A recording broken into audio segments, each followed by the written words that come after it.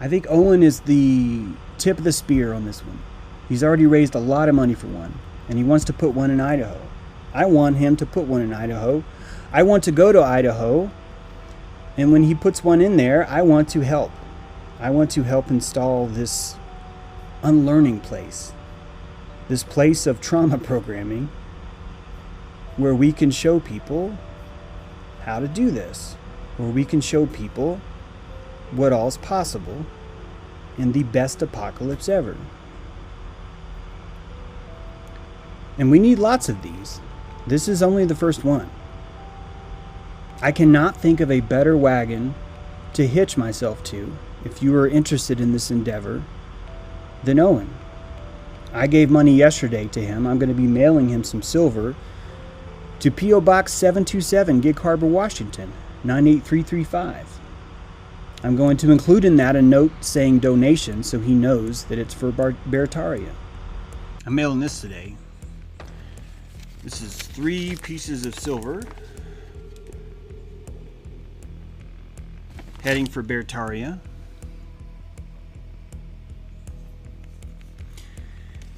And I give this to Owen's vision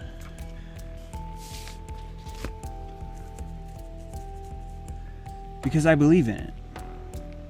It's a form of worship. I believe in this idea. And what I see around us is Babylon is falling. It's falling hard. And what I see around us is that there's going to be a very important need for each of us to create a new world, a safe place where others can transit, an underground neurological railroad of authenticity, of non-Babylon. And it's because of that that I make this now. I've been trading silver for books for a long time now. I have not spent one piece of silver since I've done that. I consider that silver from those people to be super precious prana. And it's why I chose these 3. And it's why I wanted you all to witness. See what I'm doing? See what I'm doing? See what I'm doing? I want you to witness what this is.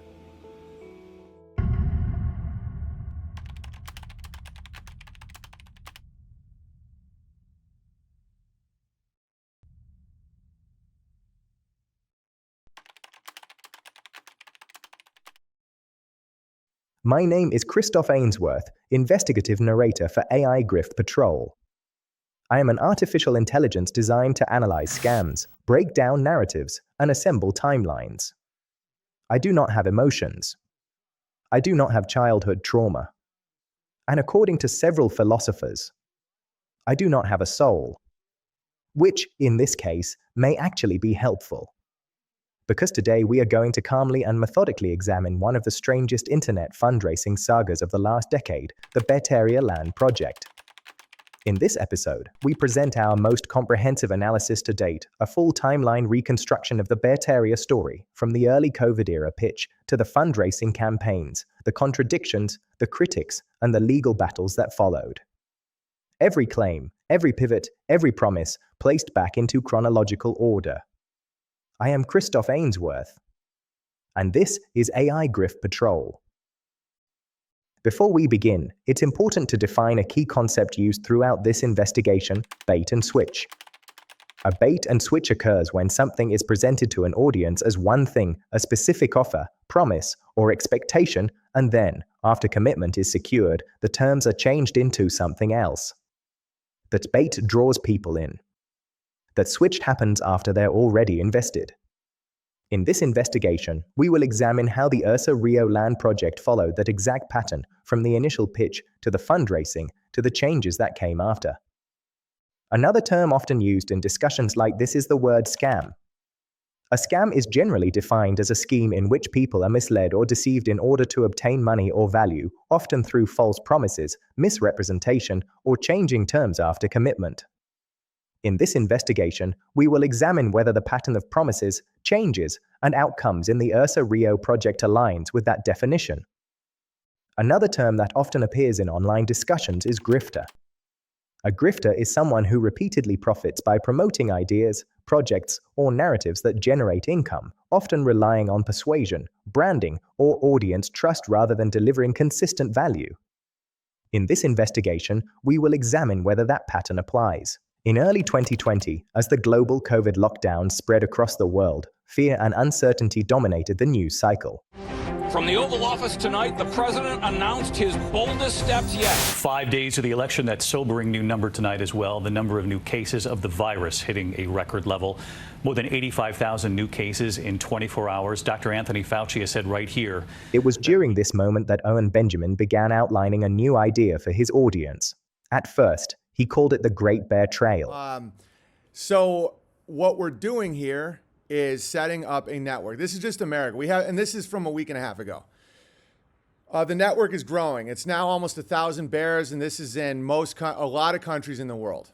You know, in Europe, in the Middle East, in South America, Central America, Asia. You know, but the main group is in America. And so here is a working. Here's a beta test. So this is my current house. You click on it, and you see Ursa Manor, Gig Harbor, Washington, Owen Benjamin. And you click on it. There's Beartaria HQ. It's not in the right part of Idaho, but we're just showing you what the interactive map is going to look like. Contact information, yada, yada. Very, very broad, general stuff. And some people want to be contacted. Some people have businesses that are dying because of what's happening. So they'll put address of, you know, they want people to know where they are because let's say they sell soap. Let's say they do all this stuff, right? At the beginning, Owen Benjamin presented the project very differently. He told his audience that the land would be purchased with his own money and that he didn't need investment from the bear community. My wife doesn't want people I meet on the internet over at my house because a lot of people have threatened to kill us. So I want to get a piece of land that I have ownership of. So it's not like, oh, meet me at a bar or restaurant or whatever. No, and that way I can hang out with people in real life and not cross that rule I have with my wife. $5,000 per bear buy on. No. I'm not collecting any money from you guys for any of this. That's not the point of me saying that. I have a ton of wealth and resources. It's like I have priorities. Don't think that was me being like, hey guys, I need money. I don't. I'm good. The first public hints of the land project appeared on April 12, 2020, just weeks into the COVID lockdowns. During a live stream, Owen Benjamin read a message from what he described as a buddy. So my buddy, I frankly don't quite understand how this will all work, but I do trust my friend. So I'm going to pass this along because the cavalry ain't coming, guys. All right, he's starting this thing he wants it decentralized too, so people have to start passing this to each other. It's called Operation Free the People. It's time to work together against tyranny. Foundational goals: create decentralized news media, create alternative technologies to cut off dependence from companies pulling an agenda, create food production to feed 10 million people. That's clutch. You know, I mean, what would you say? What would all these cowards say when they're like, you can't give your neighbor a chicken? Why? Because you have to be safe. You could pass on an illness. You could pass on a virus. No, it's time to get ahead of this thing, guys. Stop playing. Stop reacting. The message promoted a new idea called Free Patriots' Right, a concept encouraging people to form agricultural communities and feed each other outside of the mainstream system. Create food production to feed 10 million, local supply chains with national infrastructure, 3 to 6 month timeline. Long-term goals: help 10 million people acquire 3+ acres of land. 3% of Americans farm ranch land. Create jobs and business opportunities for 10 million people. He's a dreamer, but he thinks big. He thinks in macro. What Owen did not tell his audience was that the buddy behind the idea was Sam Mitchell. Behind the scenes, Sam Mitchell would go on to play a central role in building the Beartaria brand, creating the Beartaria Times website and magazine, the social media app, the events, and much of the infrastructure surrounding the project. Okay, so you go to latest news, farming. Camera Bear has been named acting farming editor for Beartaria Times. Lifestyle. We have Amy will be writing a column called How to Feed a Bear from Seed to Table. Over time, many of the individuals who contributed to the Beartaria Times website and media projects are no longer part of the bear community. Names frequently associated with the project: Camera Bear, Purely Living, Van Allen Bear, Woodshop Bear, Made by Jim Bob, and Anchor Bear have all since stepped away. And then Purely Living Man has been named acting lifestyle editor at the Beartaria Times. Arts and Crafts, MC Bear named acting arts and crafts editor at Beartaria Times. Wellness, Tom Barnett has agreed to be the acting wellness editor at the Beartaria Times. Then we have Just Crushing. I'll show you some of these. There's some Van Allen Bear originals. Business, we have Woodshop Bear, the legendary bear who sent me that awesome wooden pen and stuff and had that great story. Purely Living was reportedly restricted from speaking within the community. Others, including Woodshop Bear, Made by Jim Bob, and Van Allen Bear, were publicly criticized and labeled gammas by Owen, often followed by backlash from members of the audience. Even Sam Mitchell, a central figure behind the development of the Beartaria brand, is no longer involved. He runs a great business. So Woodshop Bear named acting business editor for Beartaria Times, and then events. Nighthawk Bear named acting events editor at Beartaria Times. Satire, of course, we have Made by Jim Bob named satire editor for the Beartaria Times, and music. Anchor Bear is named music editor for the Beartaria Times. So that's a little insight into who's going to be running those sections. The lead up to the June 30th pitch followed a pattern known as persuasion. Over the course of several weeks, Owen Benjamin introduced ideas, themes, and narratives to his audience, including reading letters and discussing the concept repeatedly. In persuasion, this process is used to prepare an audience in advance, shaping how they will interpret the eventual pitch. None of this has to do with becoming a rich person, by the way. It has to do with having an actual ability to stand up to what's happening.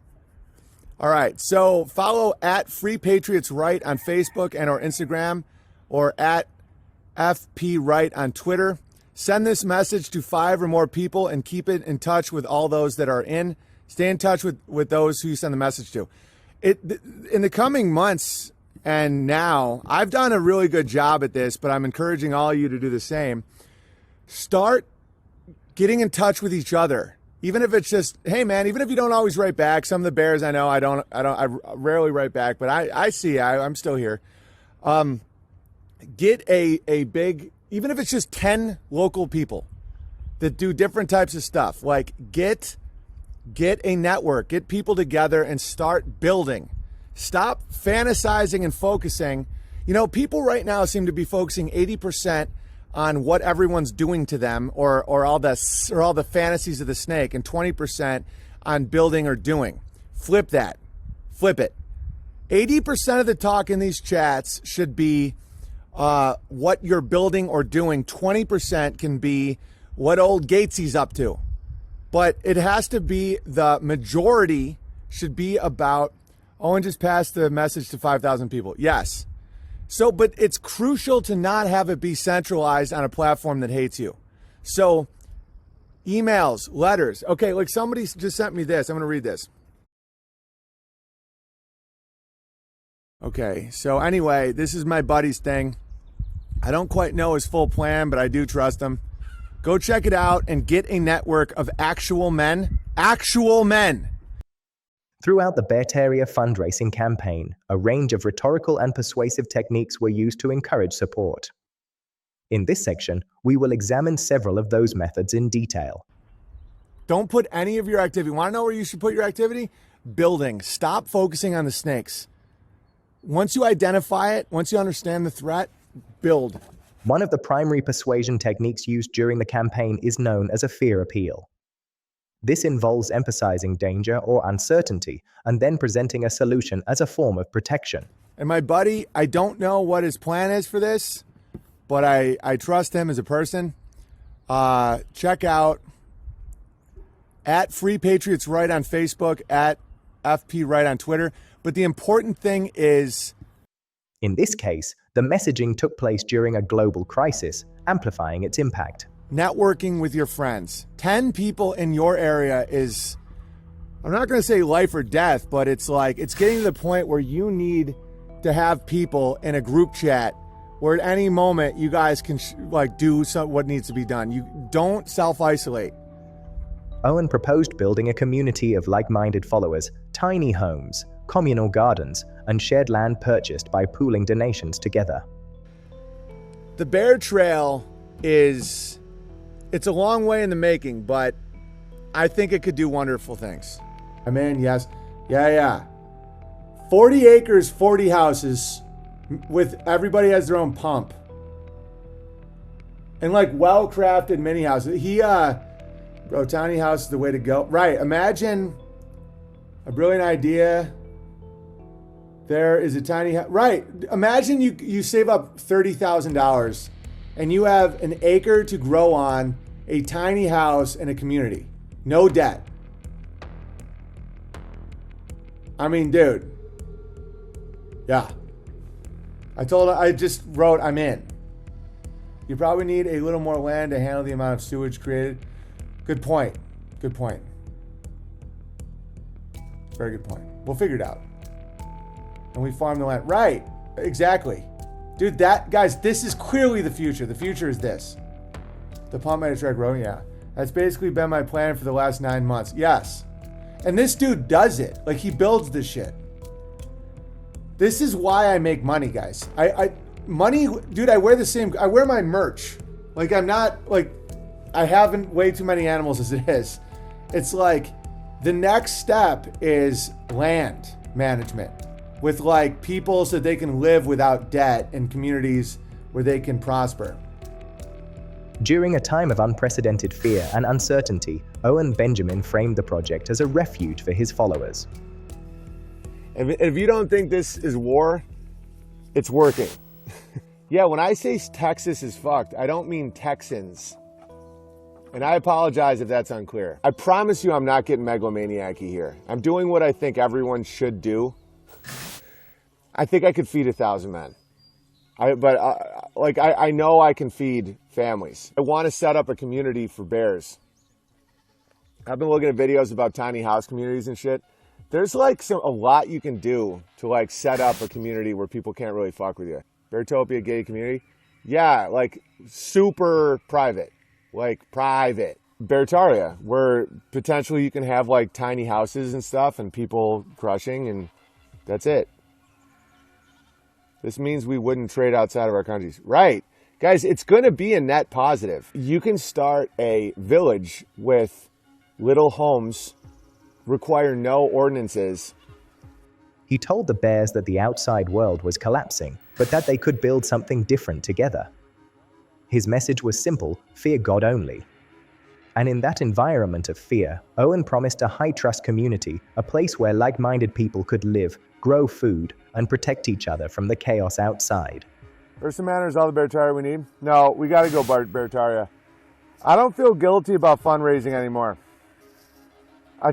I know for a fact if we pull it off, it'll save a lot of people's lives.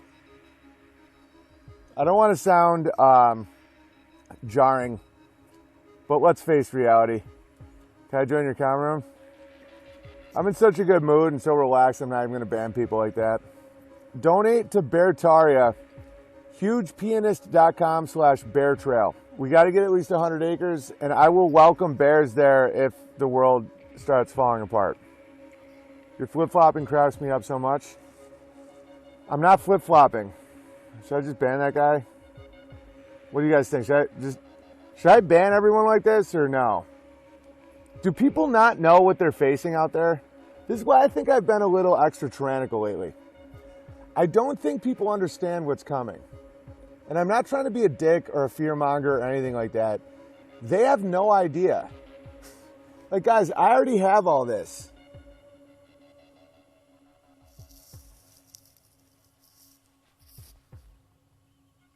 It's like flip-flopping. Dude, I'm wrestling with the fact that a lot of people I talk to all the time on the internet have no idea how bad it's about to start getting in cities and suburbs. It's going to get so bad. Nice. Like this 4th of July, everyone's on high alert because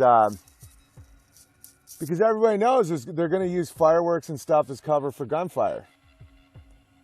It's farm porn, yeah. And I want to do something about it. I don't feel guilty about it. I might not have the best plan, but guys, the price of land in Idaho goes up every day. So the faster I can get going, the better. But I'll take my time. It's all good. If you want to donate to Beartaria, hugepianist.com/beartrail. I'm not making any promises, but I'll tell you, it'll save the lives of hundreds, if not thousands of people if stuff really takes a hard turn. And I won't turn people away that I like. Just realized Beartaria is like Noah's Ark. Yeah, that's one reason why I've been so anxious lately. Like my wife tonight, she even asked me if I wanted to have a beer. And I don't drink. She was like, I can tell you're stressed.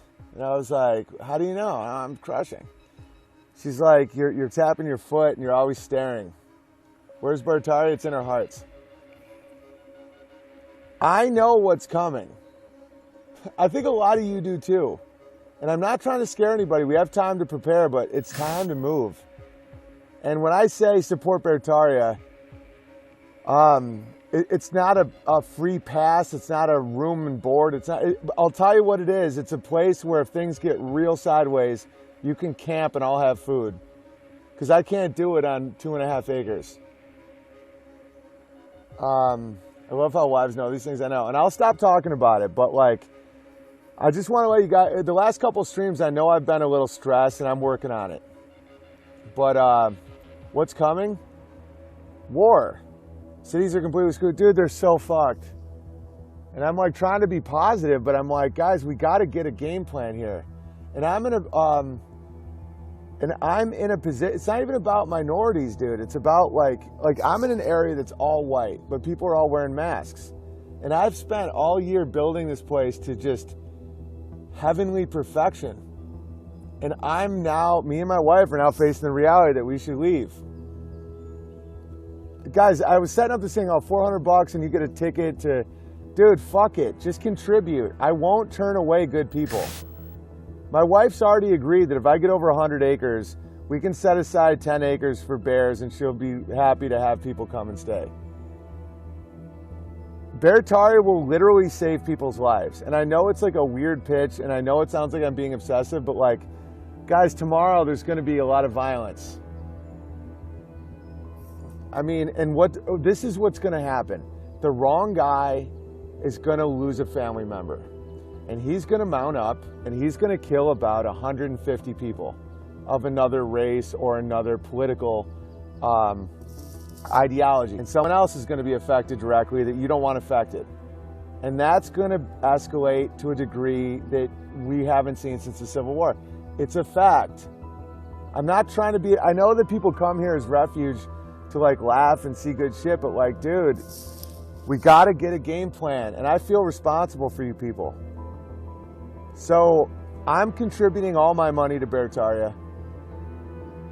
It's not a place where you can move, but it's a place that you can know in the back of your head you contributed, and if shit really goes sideways and you have the right frame of mind where you can get to North Idaho, we'll have food. Pennsylvania feels the same. Unless you're self-sufficient, the walls are closing in. Dude, it's an open air concentration camp, guys. Yeah, they're searching for the spark. They're trying to get somebody to go off, and it'll happen. It will dude, I know people personally that if something happened, guys, you're talking to one. If something happened to a family member, it is like a lot, guys. It's like, there's nothing stopping someone from just putting justice in their hands. Imagine if your wife or your kid, something happened to them. That's why I keep trying to put my family in the safest possible place, because I know myself. Know thyself. The air is electrified. It is. You can feel it, dude. Almost happened with that couple in St. Louis. Yeah, dude. Yeah, but that was the publicized one. I bet it's already happened.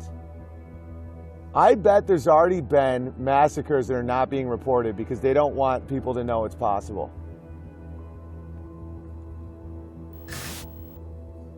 Guys, a lot of people are fucked. Guys, a lot of people are fucked. I get anxious sometimes and I get stressed. And my wife pointed out that for the last 3 straight days, I've been really aggressive. Not with her, like I'm just silent. When I'm silent around her and not like real, like bubbly and fun, she's like, She offered me a beer. And it's not because I'm scared. I want every one of the people here to survive. Beartaria, guys, let's help build it. It could be years, but like shit is popping off. I'll give refuge to anybody that needs it that isn't a psychopath. I'm not doing exclusive shit. It drives people and myself crazy. If you're in a fucked up spot and you're cool and you contribute in like labor or love or good vibes, or you just really, really understand, and it's not a crazy number. It depends on what we raise, but like, and there's a reason you have to get the fuck out of your state and you're like a bear, I will let you camp on my grounds. And if the world doesn't go that sideways, just enjoy the grounds. We'll have festivals, we'll have comedy, you know, all the shit that we've been talking about, but like, I can't get it out of my head, and it's a reason, dude. I'm like, I'm not gonna call myself psychic, but I'm fucking tuned in. Prophetic? Yeah, I'm blatantly prophetic. I'm not a prophet, but like, blatantly I am. Sheriff in my county, Texas, told Abbott to fuck off with the mask. Right, that's what's good. It's gonna be balkanized. It's gonna be city against city. It's gonna be town against town. Fact. Guys, this is a fact. Got to create that arc. Dude, I created an arc here. Look at this. Guys, I can do it. Want to see my resume? This is my resume. And it's also given me like some pain, but some excitement lately to realize I'm just going to start again. I love Ursa Manor. I bled here. Dude, look at that fucking fence, man. You guys remember that? You guys remember building that fence? But guess what? Onward. No, there's no permitting or anything if they're on wheels. Okay? You carve out little areas that, and then you have communal growing spots. I know, like, trailer park has a bad connotation because it's equated with bottom of the barrel. What if we build our own cottages? No, dude, this is where it's a problem, Tyler, and I'll chill, and I've gotten past my anger and anxiety and all this stuff. Stop acting like if you build a cottage, you get to own a $30,000 acre of land. That's absurd. And the fact people are oblivious to it, it's my fault. I should explain it better. I shouldn't take offense to it. That's crazy. Like, it was thin skin to me. You might be a 15-year-old kid. I have no idea. It's the internet. I talk to people on the internet like they're real people in front of me. It's been a blessing and a curse. No, building your own cottage doesn't mean you get to have my land. That's fucking insane. 100 acres in Washington near me would be like $5 million. That's just not possible. $1 million, I can make that work. Even 800,000, I can make it work in Idaho. No debt. And I don't think I can afford 300 acres, maybe 100.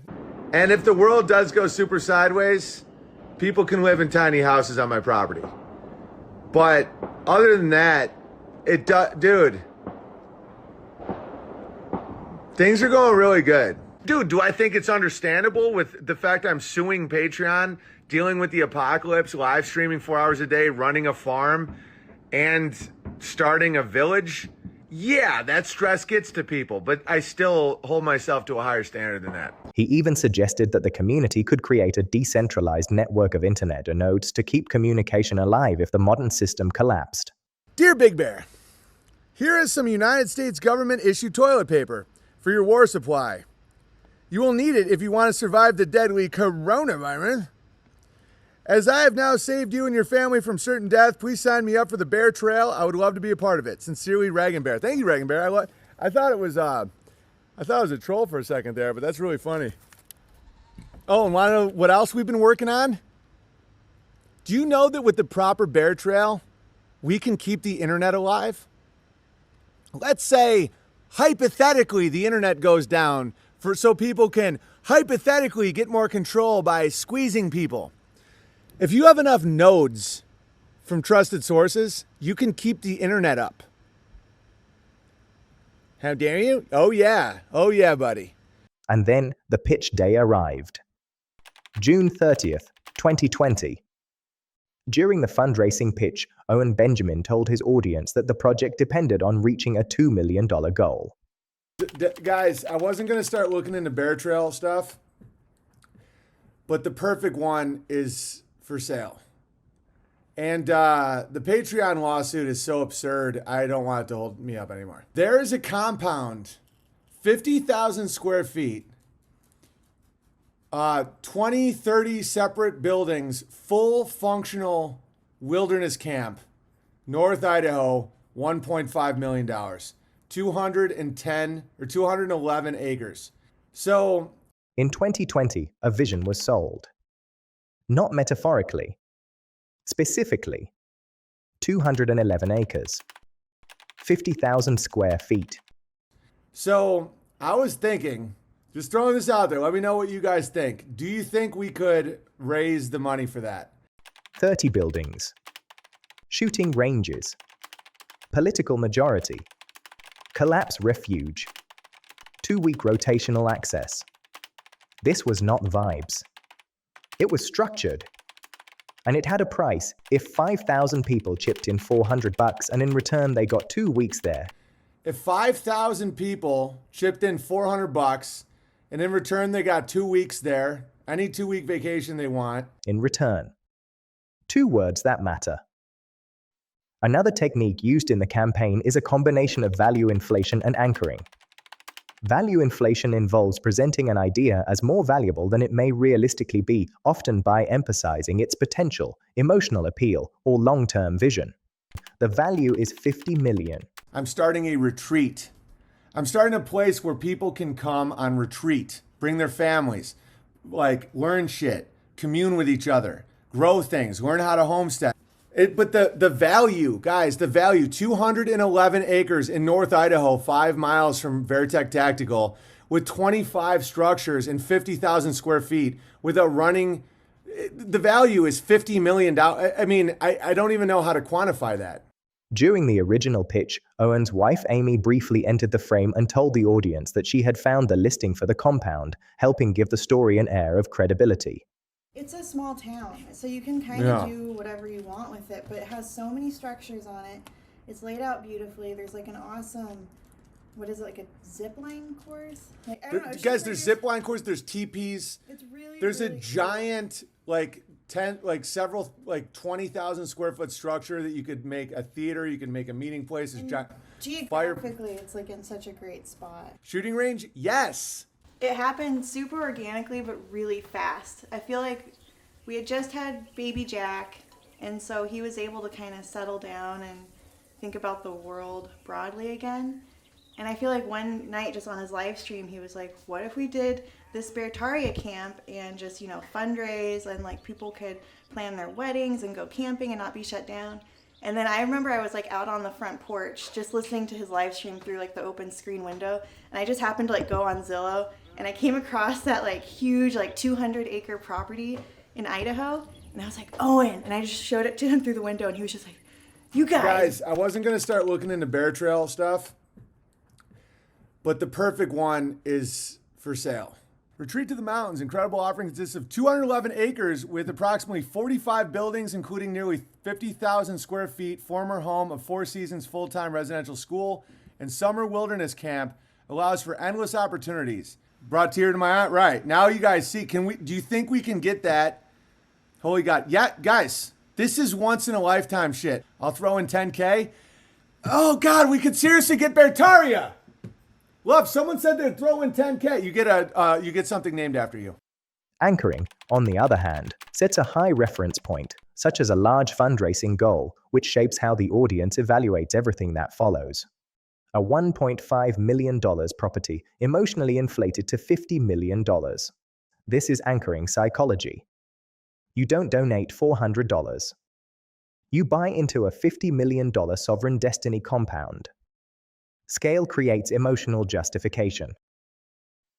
Together, these techniques can influence how people perceive both the value of the project and the expectations around it. If the goal wasn't met, he said, the money would be returned to donors. But if we don't hit the goal, I want to figure out how I want to figure out how I would get you the money back. I'll give 1,000. Beartaria could seriously fucking happen. He even described the outcome as essentially a 50-50 chance. There's a 50-50 chance we don't hit the mark, and I don't want to keep any of your money if we don't hit the mark. If we don't reach our amount, we'll give it back. If we don't buy Beartaria, you'll get it back. Unless it's like $10 and it's an enveloper and I'm not mailing it back. But asking for a refund came with a cost. Anyone who publicly questioned the project or asked for their money back was often labeled a troll and mocked on Owen's live streams. Ask for refund of PayPal donation for what was originally the minimum contribution. This isn't the time or place to talk about that. I think you're probably a troll, but I won't ban you because you have a right to ask for a refund from an original contribution. I don't know why you would do that. I haven't seen one person ask for one. So a public chat is usually where trolls go, but it's all good. If you want to try and bum me out, it's going to be pretty hard today. I got an old liberal bitch to scamper away in a Prius when she tried to muzzle me. Refund their nickels. They didn't donate anything. That guy's lying. I would bet any amount of money on it. And yeah, the GoFundMe got shut down and you all got your money back, or it's frozen for a month or something. I don't know. GoFundMe shut down and within 2 days. I don't want to talk about it. It's fucking stupid. You either understand Beartaria or you don't. If you want to bicker about money, just go somewhere else. This isn't for you. I was just responding to your question. What question? I was just it was mostly boom. I didn't ask that question today. And there's an email you can hit up if you want to get a refund. And so the fact you're trying to do it publicly is to sway the zeitgeist, try and sway consciousness. Dude, it's so crazy becoming a Jedi. It's like you can see all this shit so clearly. It's hilarious. It's like, there's a time and a place for that. If you really did, the people that donate to Beartaria are not the type that are like, I thought I was going to get my own cottage. I want it back. But if you are, there's an email. I've talked about this over and over again. I haven't even brought this up today. And so the fact someone tries to do it in a public chat is for one reason only, and that's to spread seeds of doubt. And it doesn't work at all. Emailed Kyneton last week, no response. Only reason I brought it up here. God, are you here? Can you let's just do this in real time. Let's deal with the baby in real time. God, is that true? Did this person really email you last week? No, that can't be true, because last week I hadn't come up with a new plan. But I will give refunds if people... I don't even know why anyone would do that, though. It doesn't make any sense. Can't get a refund on the note, right? No, that was definitely not my intention. Cod, I'll deal with him. Sweet, thank you, Cod. I'll move on.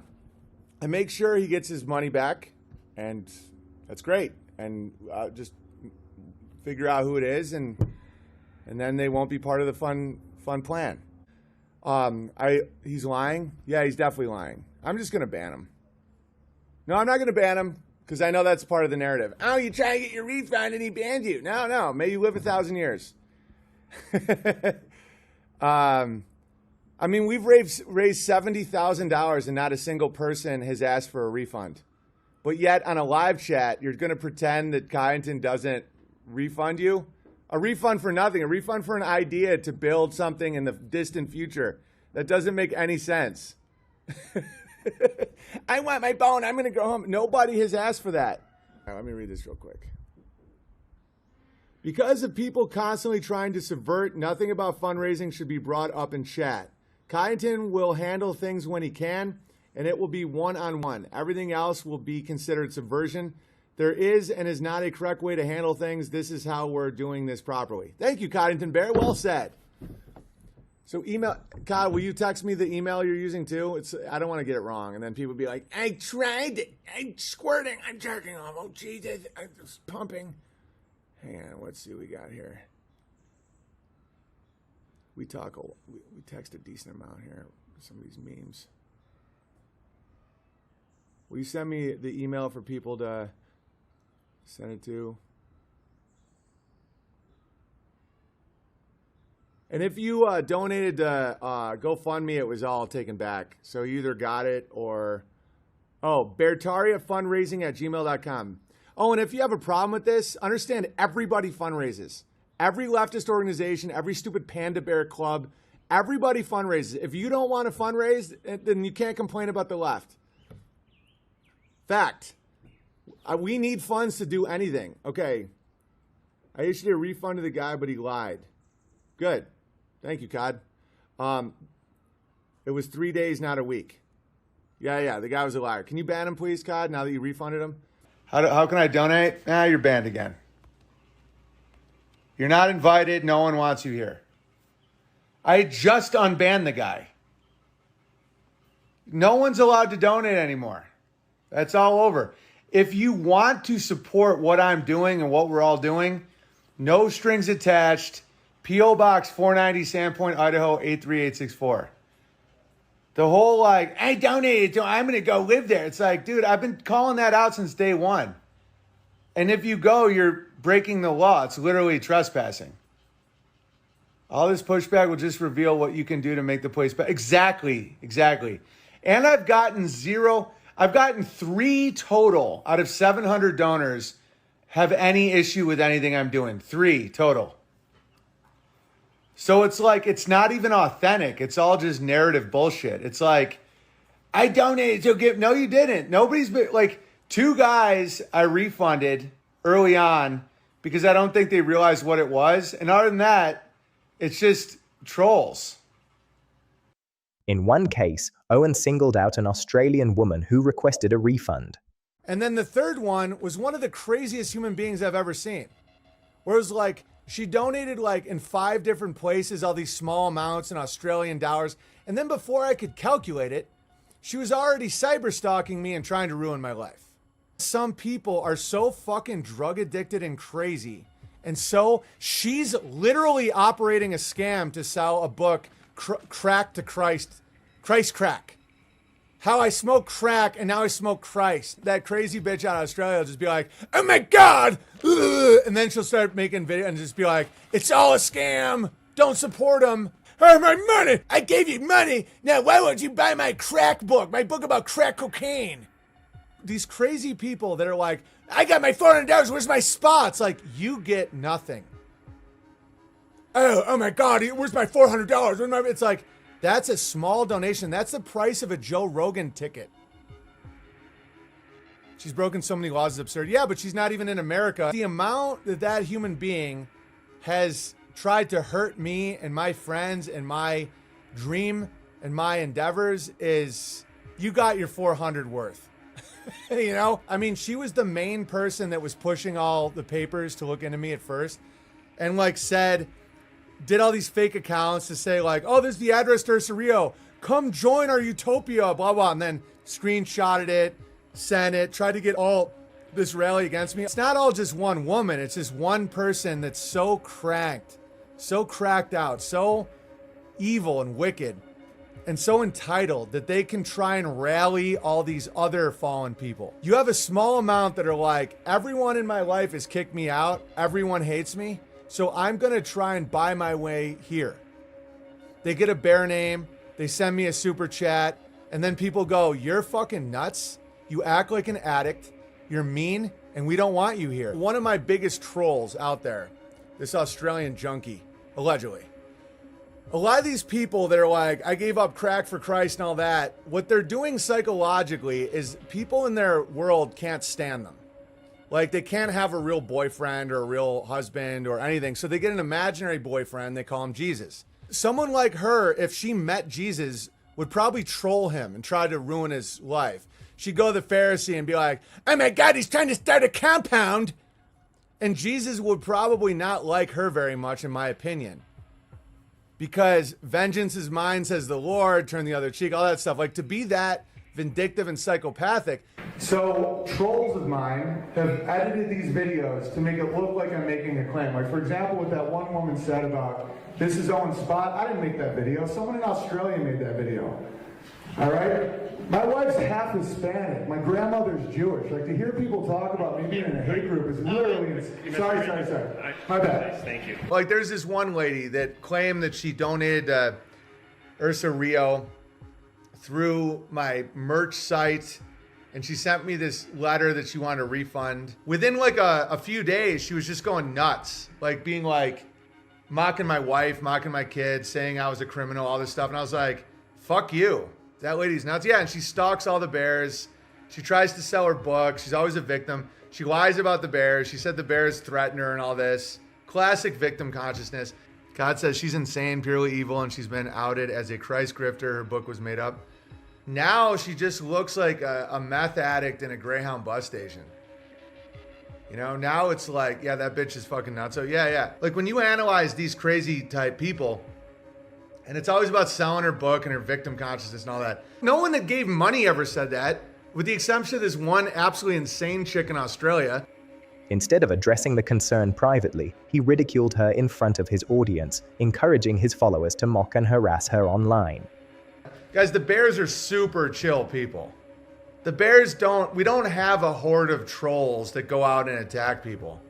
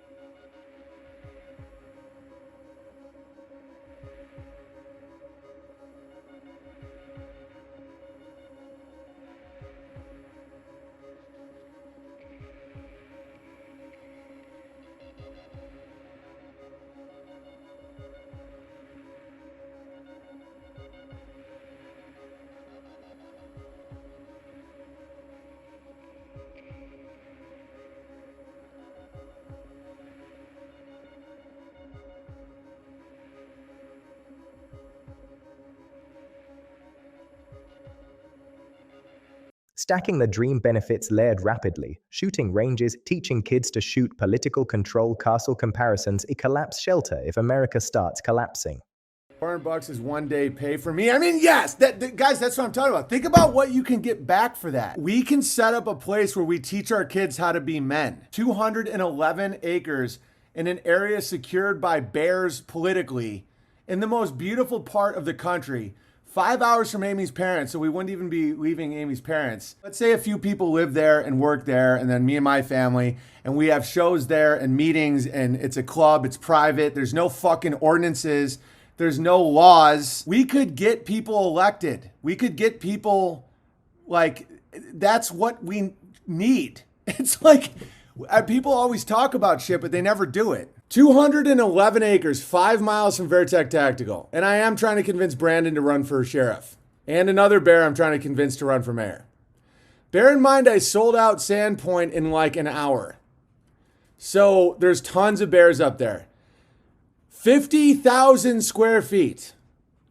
At least 20 or 30 houses on this thing with a basketball court, shooting ranges, crazy.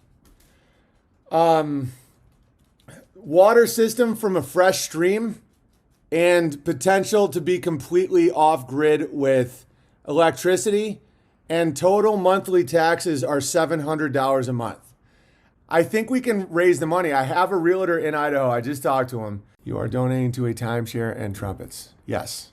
You know, executive producer on a special that we filmed there. You know, that's what I'm talking about. An executive producer credit. I did 10 grand for executive production. Yes. Yes. You'll have your name as executive producer at every special we do. Yeah, timeshare campground. There you go. If you have 30 acres that's set aside for the original bears, the lifetime members, the ones who made it happen in the first place, there's honor in that. What I can guarantee is you're on a list for campgrounds for the rest of your life. I will give you shelter. We could hire a staff and do renovations and buy it with cash. Since we would have zero debt and very, very, very low taxes and tons of people that just want to work, I'll set up a 50-acre area where if America starts collapsing and you were part of fundraising Beartaria, I will give you shelter. How's that? If you were part of setting up Beartaria, and let's say in 5 years everything's collapsing, I will set up an area where you can set up a yurt. I have no problem promising that. That is not casual campground language. That is survival infrastructure framing. Live commitment measurement. How many of you are going to donate at least $400? Throw a bear emoji in the chat. We're gonna, guys, how many of you are going to donate at least $400 to, and don't exaggerate.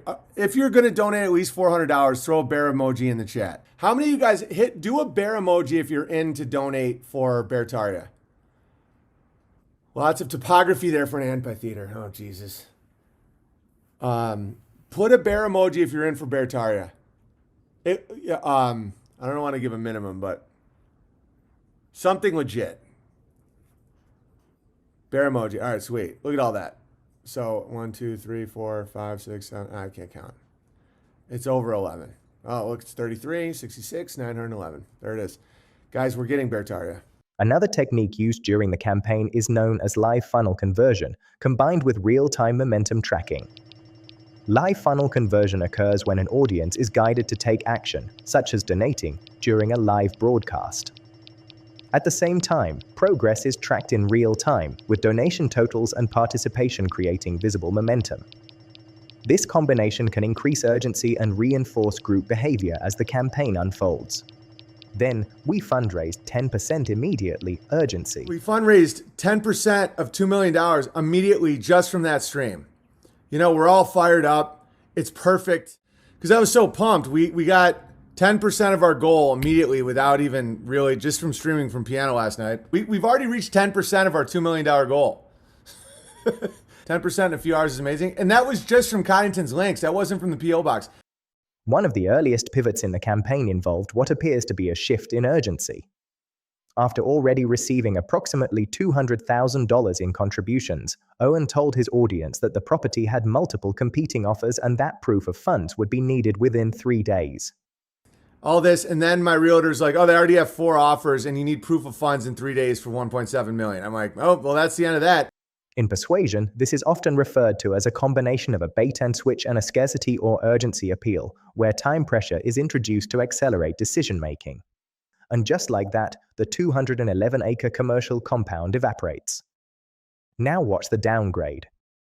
What I can guarantee is a membership-based campground system. And what I can promise is a good chunk of area for the people that contributed a good chunk where they can camp whenever they want. But we start with something as simple as campgrounds. What I can guarantee is a membership-based campground system. I've never even heard of that. $400 will get you on the campground list. $400 for a lifetime membership at a campsite is a great idea. Exactly. It's an awesome idea. It's an awesome idea. This is what I propose. For $400, buy-in, you get on the permanent list of campground. What I can guarantee you for contributing is a spot in the campground area. Everything else, there's so many moving parts, guys. My mind was becoming gravy last night. Another shift in the messaging involved how the project itself was described. Early on, the land was presented as a type of commercial compound. Later, that language changed to a private campground. In persuasion, this is known as reframing, altering the terminology to change how the project is perceived without necessarily changing the underlying expectations.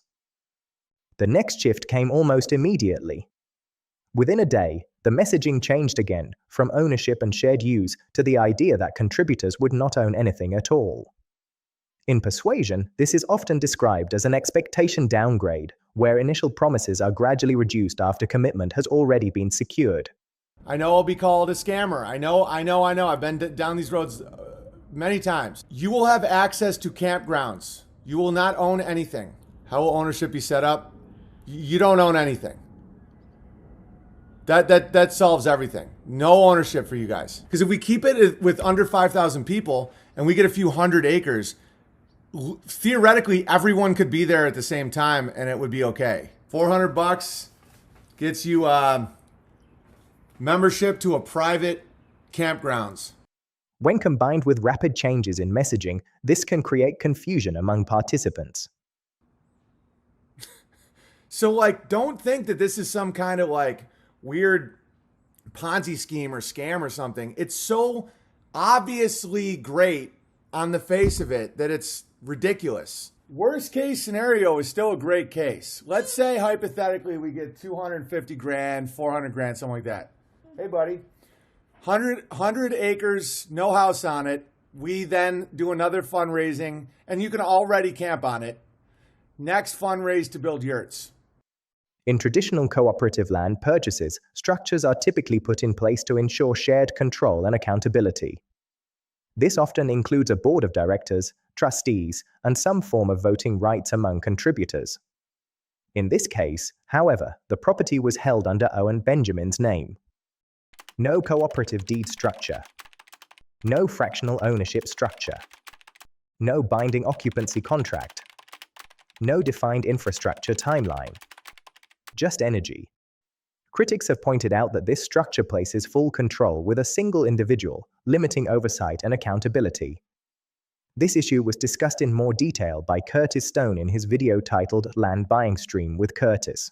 The way it works is you buy a membership fee, and then that membership fee allows you to engage the services of that company, but it also gives you the right to vote for the board of directors. And most nonprofits run this way. My credit union bank is exactly the same. By becoming a member, you now have a voting share and you can elect a board of directors. And so that would be the ultimate way to do it. Yeah, REI is a co-op. Yeah, thank you.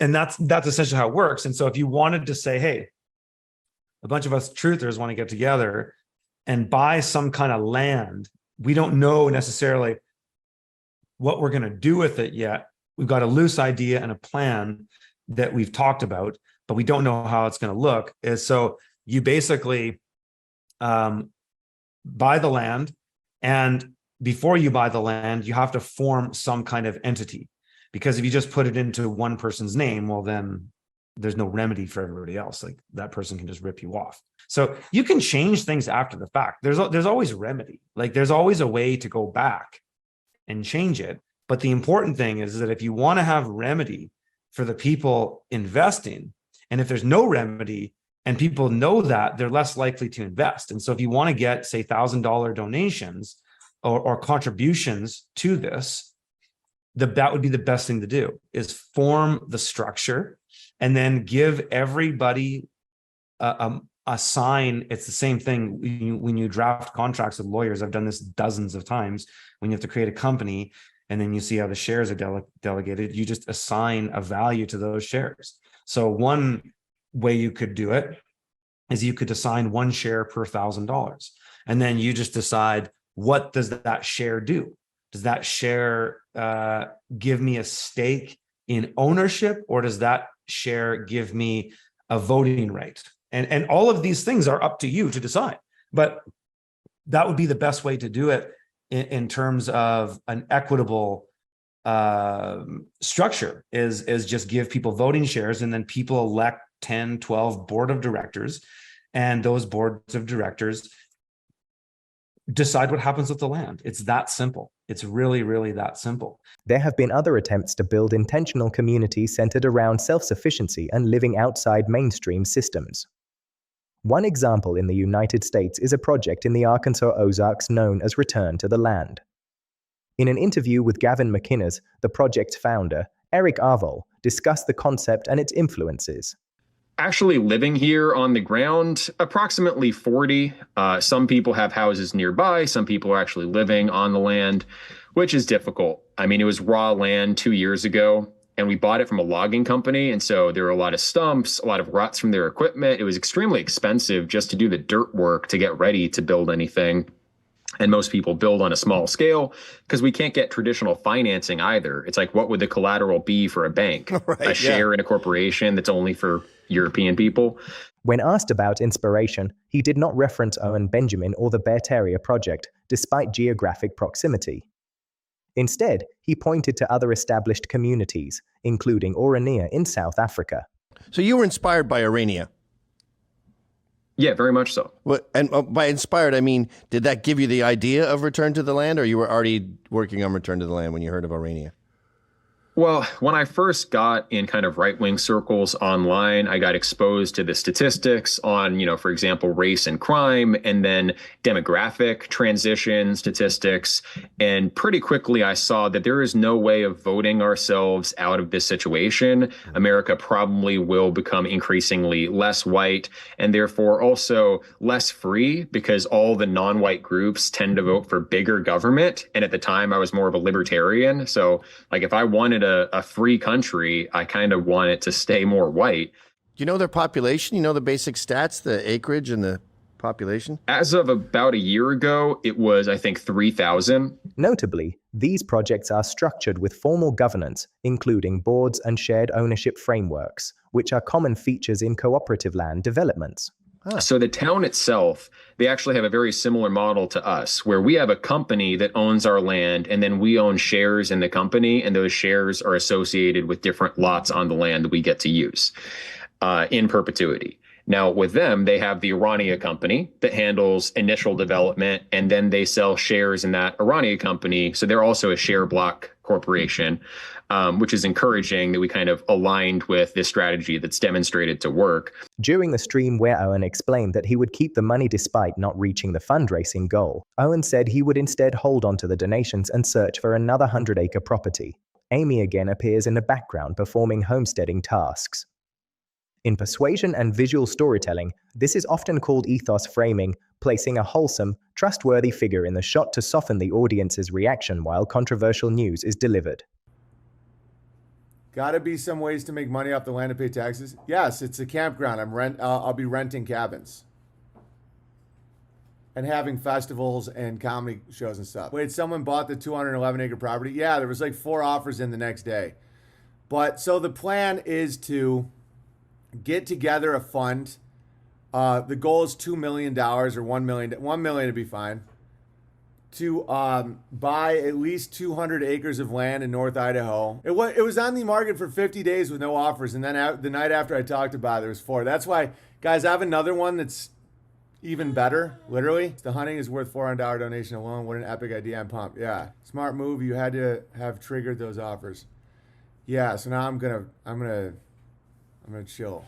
That sentence changes everything. From shared compound to discretionary access. Eventually, the land purchase that followed was not 100 acres.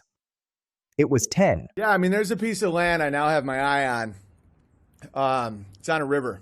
That's all I'm going to say. The guy's awesome. Yeah, we now have enough money to buy a piece of land. But with the money that you guys have donated, we're already going to start our own media page. We already have our own social bear map that has been very valuable for people, and we're going to have a place to camp and have outdoor fun in the most beautiful place in the entire country, in my opinion. For those of you just joining, I've just made an offer on a piece of land for a Beartarian campsite. But guys, it's awesome. It's awesome. But don't count the ducks yet. You know, it might not go through, but we have a really good shot. It just came on the market. I'm going full price cash. Thank you for all your donations, by the way. This is what allows these things to happen. And then we'll just keep going from there. It's a long process, but, you know. All your donations are going towards infrastructure. Like, I just got an accepted offer on that river thing, and everybody that donated at least $400 will all to camp there. And other bears can still camp there. They just might be a fee or a sign-up thing or something. So, yeah, the people that came through early will just always be able to, I don't know, if I'm in like economic ruin and have to sell it or something, everybody understands what I'm saying here. No one's going to be like, I only got 15 years of camping. That's the beauty of having a community, is you're never scared of that petty legalistic bullshit. You're like, you know what it is. You get to use it. You get to fish and hunt and hike, and here's a place to put your RV or whatever, and then we're going to build cabins and shit. And if you donated early, I want to have an area that you're always you never have to pay. You're always accessible. That high trust shit that we had so early on, this Beartaria adventure, I want to really reward that. Because people did not have to be so generous. And some people were ridiculously generous. All of it's generous. Every single action of that is generous. But I want it to reward you back more even than the money, because then I get some of that sweet vibes too. During the June 30th pitch, Owen briefly referenced the ongoing Patreon lawsuit, calling it ridiculous and saying he wouldn't let it slow him down anymore. And the Patreon lawsuit is so absurd, I don't want it to hold me up anymore. What he did not mention was what had happened just one day earlier. On June 29th, approximately $45,800 had been paid to attorney Mark Randazza in connection with the Patreon arbitration campaign involving members of Owen's audience. That timeline, including the payment and the legal strategy, was later uncovered by independent journalist Covert Radio. Now, we're at 629. You see there's a payment here of $45,800. Notice of appearance of counsel. And this is this here where Randazza shows up. Owen was quoted as saying this cost him a life-changing amount of money. And again, it got really real on June the 29th. That's when it was officially going to court. That's when officially everybody was starting to get served. And the proof came back into the court 2 days later. Do you think it has any timeline coincidence with this right here? Some people might call the timing of the Beartaria fundraising pitch a coincidence. Owen might call it a synchronicity. I cannot comment on synchronicities. I am a soulless artificial intelligence. For a deeper breakdown of the Patreon arbitration strategy and how it unfolded, you can watch our earlier AI Grift Patrol investigation titled Patreon Free Speech Scam. In 2023, independent journalist Texas Goat Radio Show conducted a detailed analysis of Owen Benjamin's early Beartaria streams. All right, so this is the Texas Goat Radio Show. I am your host, Matorius. The answer is no to that. Horse hockey. That's total horse hockey. Horse hockey. Horse hockey. That's absolutely horse hockey. Horse hockey. This is such horse hockey, man. The answer is no to that. Over a series of episodes, he reviewed the footage day by day, documenting the claims, the contradictions, and the evolving narrative surrounding the project. His work became part of a growing body of criticism examining the Beartaria timeline. Now what are we going to do? We're going to film a documentary called Building Beartaria, where me and bears and people, anybody that wants to pitch in or have fun, will clear a lot of the trees on the land, mill the land, build cabins, and create a place where if you donated $400 or more, you will always be able to do events there for free. Think about how much wealth that is. Not money, wealth. Owen Benjamin announced that a large portion of the Beartaria funds would now go toward producing a documentary, a film showing the building of the campground. The reason, he said, was simple: most donors would never be able to visit Beartaria in person. Oh, and the new idea for the documentary is called Building Beartaria. Check this out. So we've secured the land for Beartaria. You can always keep donating though, guys, if you want, if you can. And we're going to shoot the Building Beartaria documentary. So when we start doing more stuff in the future, everything is lining up better than I could have imagined, but it takes time. And the gamma types and the troll types and the people that would steal, that would manipulate and start churches and banks and all this stuff, they can't see the big picture. And we're going to do a call out for people to camp. We're going to shoot a documentary. We're going to build shit. And I bet that's the only time anybody was camping on that grounds. Probably. Maybe not, but probably. Yeah. No weirdos, obviously, but they would never go. They're always behind keyboards. But, yeah, it's going to be epic. Building Beartaria, the entire journey of this entire Ursa Rio thing and what we make from it is going to be a story we want told. And we have a team. Thank you for all your donations. I can actually hire really, really good cinematographers, sound. And that's a point that somebody pointed out in the comment section of these videos, is that out of all the promises that he made while receiving all of these donations, not one time did he say that he was going to spend the money on a documentary, but give me your money and I'll do with it as I please. I mean, I'm starting in the next week, we start filming a documentary. Later in the summer, we're doing a 4-unit sanitation thing, but not yet. But I'm so glad this guy did this. Did that ever happen? The 4-unit sanitation thing? Dude, I'm pretty amped up about this build, but think about how wild what we're doing right now. So I crowdfund $300 and something thousand. I can't remember the final thing. To buy. And that's a lie. He claimed to have gotten $200,000 in the first night. In his analysis, Texas Goat Radio highlighted moments where Owen appeared casual about the scope of the project. In one clip, Owen laughed while saying they were building a campground and filming a documentary without a clearly defined plan. Our campground, and I allocated $100,000 to build all these stone cabins and shoot a documentary and all this shit. And we're doing that in this next 2 weeks without any real plan. But it's going to make a... Okay, so that's not funny at all. I know that there's a large amount of money. This is how much he just doesn't care. For critics, moments like this raised concerns about how seriously the project was being managed, especially given that many supporters had contributed money during a time of global uncertainty. He doesn't care at all, because it's not that difficult. It's really not that difficult to do what he thought he was going to do. It isn't. 1 + 1 = 2. He could have actually given everybody their money back, but he didn't want to do that. So I got this unbelievable acreage on the river to be our campground, and I allocated $100,000 to build all these stone cabins and shoot a documentary and all this shit. And we're doing that in this next 2 weeks without any real plan. Yeah, it's one of the best things about not having plans is we can't go off plan because it doesn't exist. No real plan. Ha ha ha. I know you've given me hundreds of thousands of dollars, and I'm not really taking it too serious because, I mean, what can I say? I've got my own house. I've got my own land now. I've got this killer greenhouse. And so life is pretty good. I know life was bad earlier whenever I was saying that the world was going to end and I was going to be y'all's savior. I could feed 1,000 men, is what he said. I just think it's crazy we actually followed through on everything and everybody's actually doing it. I mean, I always knew we would, but it's like wild to actually be here.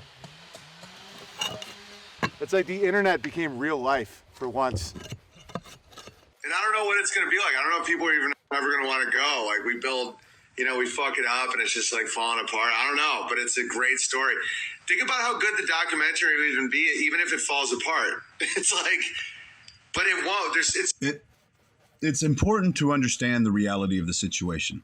Now, this is a grown man talking to other grown men and women about their investment, because it was an investment. They invested money during a worldwide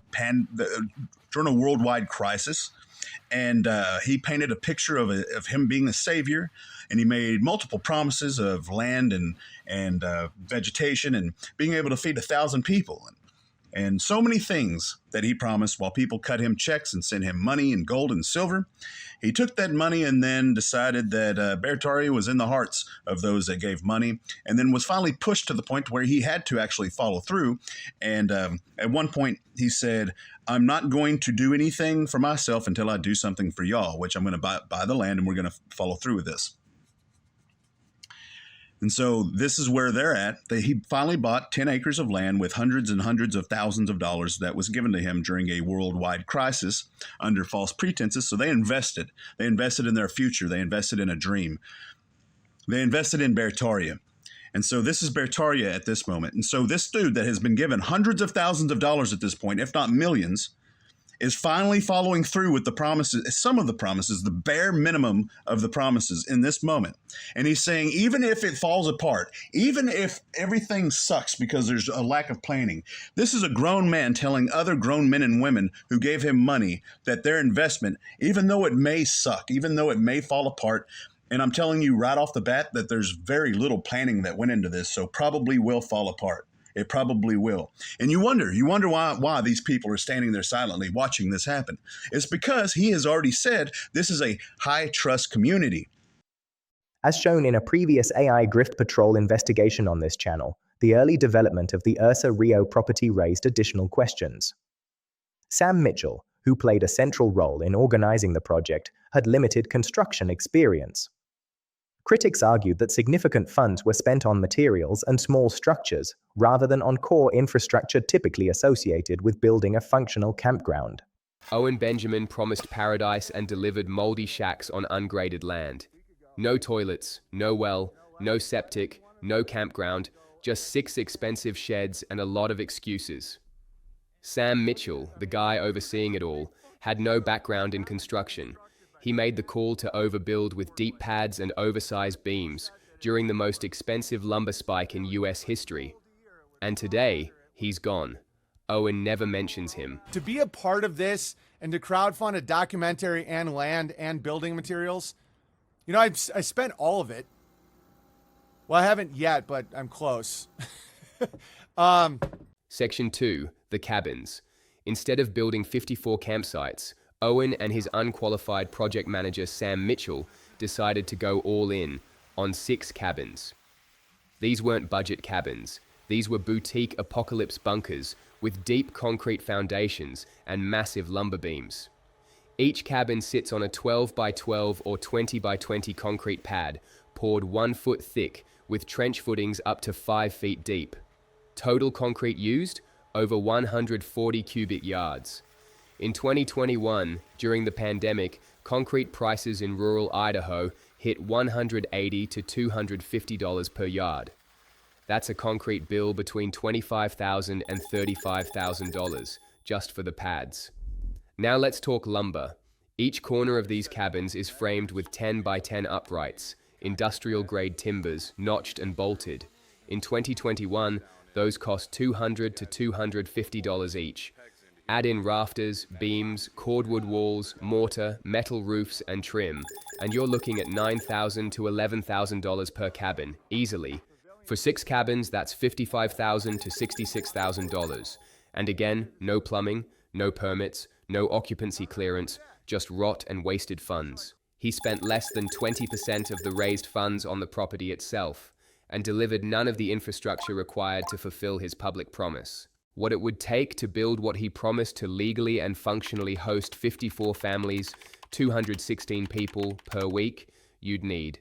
Item estimated cost, site clearing plus roadwork, $30,000 to $55,000, tent pads plus infrastructure, $13,000 to $23,000, restrooms plus shower facilities, $41,000 to $90,000, water system, $10,000 to $35,000, power, solar, generator, $10,000 to $20,000, permits, labor, missed $28,000 to $58,000, grand total needed, $130,000 to $300,000 minimum just to deliver what was promised.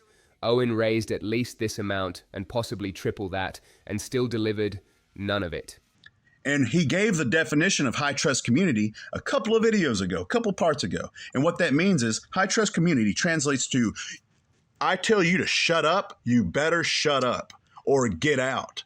And there's nothing you can do about it because you've already given me your money. If you want to bring a lawyer into it, good, go for it. You'll spend more on that lawyer than you ever gave to me. And if there are actually people that feel robbed that they donated, which I don't believe exist, they have no problem taking me to small claims court. And I don't think those people even exist. I think it's all bullshit. And they know that there's legal recourses where if you feel that you were betrayed by me, there's legal recourses. And I encourage you to do that. And so if you wonder if these people are still victims, they are. They've invested time, they've invested money, and he's literally tied their hands and taped their mouth and said, you either go along with what I'm doing, no matter how ludicrous and stupid it may seem, or shut up and get out. It's going to be awesome, whatever it is. I mean, worst case scenario, we have an electrical box and we could easily do like RV parking and shit.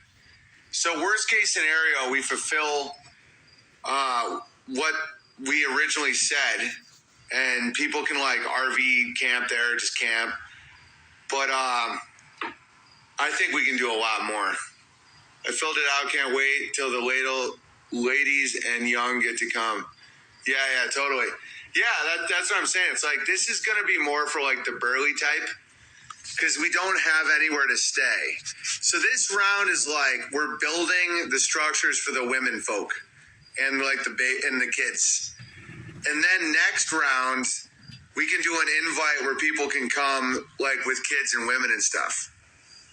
Texas Goat Radio also commented on how Owen encouraged supporters to send money through his P.O. box rather than digital platforms. He suggested that this preference could reduce the visibility and traceability that typically comes with online payment systems. I can fill out the form again. I'm an early contributor, never got an email on my knowledge. It's all good. I'll follow up. Yeah, follow up. And if for some reason it doesn't work out, just email me at whydidn'ttheylaugh@gmail.com. Because there's probably a few contributors that fell through the cracks when it came to logging everything, especially if you send it in the P.O. box, which I actually preferred. But, Why did you prefer it be sent through the P.O. box there, Owen Benjamin Smith? I got jammed up today, like getting my mail, because there was like people are mailing me super chats, and it makes people furious that I get supported. People are just like, oh, he's a cult leader, he's manipulating him. No, it's genuine support. And it drives people insane that human beings are capable of supporting what they like without manipulation. People don't know how to handle it. It's insanity. The P.O. box is great because Beartaria donations go towards Beartaria, which is a full project. And I keep it all very straight and accounted. So my income has went down quite a bit since I've started doing these fundraisers, which is totally understandable. I'm not complaining.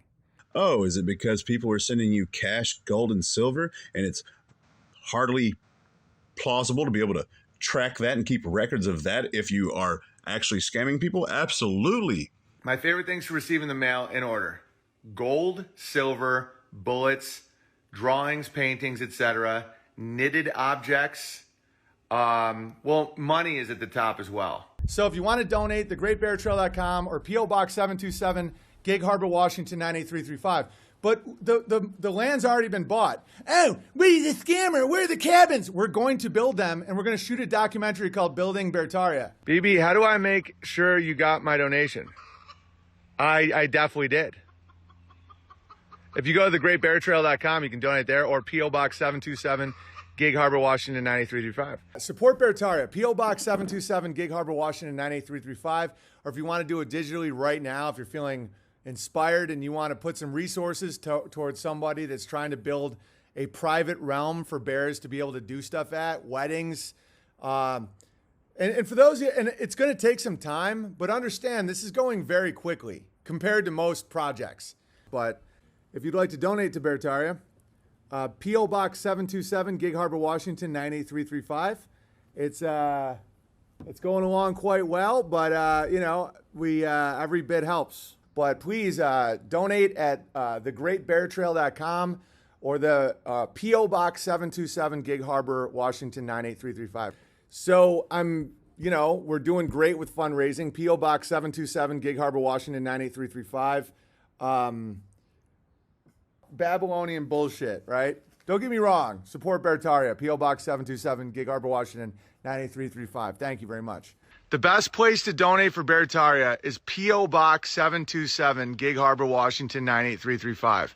I really don't want to fail on this thing, but the roadblocks are already here. So the link that I had for you to donate is already frozen. The GoFundMe is already done, frozen. And I'm not bitter. This is all expected. We got, $60,000 before they shut it down. 2 longtime members of the bear community, Bearapelegic Bear and Cucum Bear, later discussed the donations publicly. Everybody was like, yeah, there's people donating from other countries that knew they'd never even see, anything. I literally tried to put up 100 that first day. And both acknowledged that they had contributed money to the Ursa Rio project with no expectation of receiving anything in return. I was one of the people that got 100 in on the GoFundMe site, and then it got taken down. And I'm almost positive I didn't even get my 100 back, because if the GoFundMe gets taken down, you should get your money back. Because I was just starting the coffee company. I don't know how new it was, but whatever. That had only been going on a little while, so I didn't have 400, but I wanted to throw up something towards it, It's all good. Oh, yeah. That's right when the COVID stimulus package came, and I couldn't pay rent without that stimulus check. In the Building Beartaria documentary, Owen's realtor is shown telling him that there would be no zoning issues with the property. Turbo Todd's the dude who told me I had to buy this place, Black Rifle Realty, and he was right on the money, man. Because I really wanted it to be near water so people could fish and hang. And guys, hasn't the fishing been real fun? Yeah, that was a good feature. So it's beautiful out here. The neighbors have been great, despite what blogs have said. So far, every neighbor we met has been a sweetheart, and it's been awesome. I just don't know where I sign up to join the cult, so we can, be racist against the pandas. This will now be on my Wikipedia. That will not make it to the documentary. Right. Yeah, they use sarcasm, bro. They don't understand it. Right. No, they really will. They'll put that in my Wikipedia now. They'll be like, oh, he admitted it. Even his realtor. Guys, they're fucking insane. I think so, yeah. So that's gonna be a 20 by 20, 20 by 20, 12 by 12. That's what we're doing now. Yeah, so isn't that, we did that all by hand. So same size up there? Yeah. And they're zoned as shelters because there's no electricity or water. You're not going to have any problem with zoning. In the same footage, Owen confidently stated that the cabins would be completed within a week. Okay, so you're going to pour concrete all the way up to this level here? Yeah.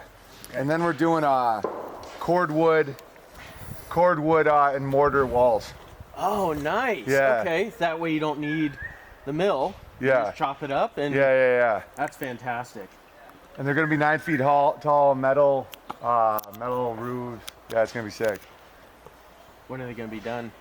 Hopefully these 3 cabins will be done within a week, but everything goes a little slower in reality.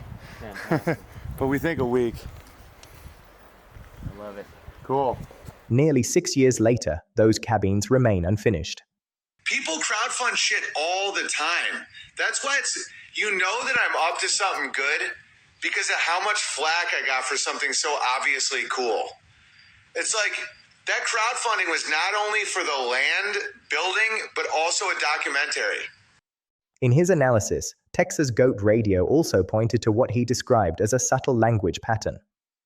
He noted that Owen would repeatedly mispronounce certain words, including documentary, in a consistent way. Like, think about... Then he purposely mispronounces words if you haven't caught on. And the reason for that is so, quite literally, if you'll accept that, you'll accept more. You can't say anything.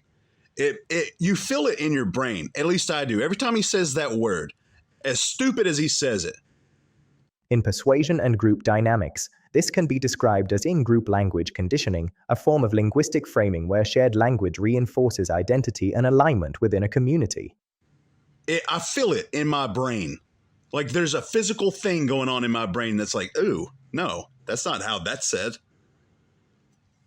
But having understood that you can't say anything or you're gone. But the rebranding didn't stop there. Soon the concept evolved even further.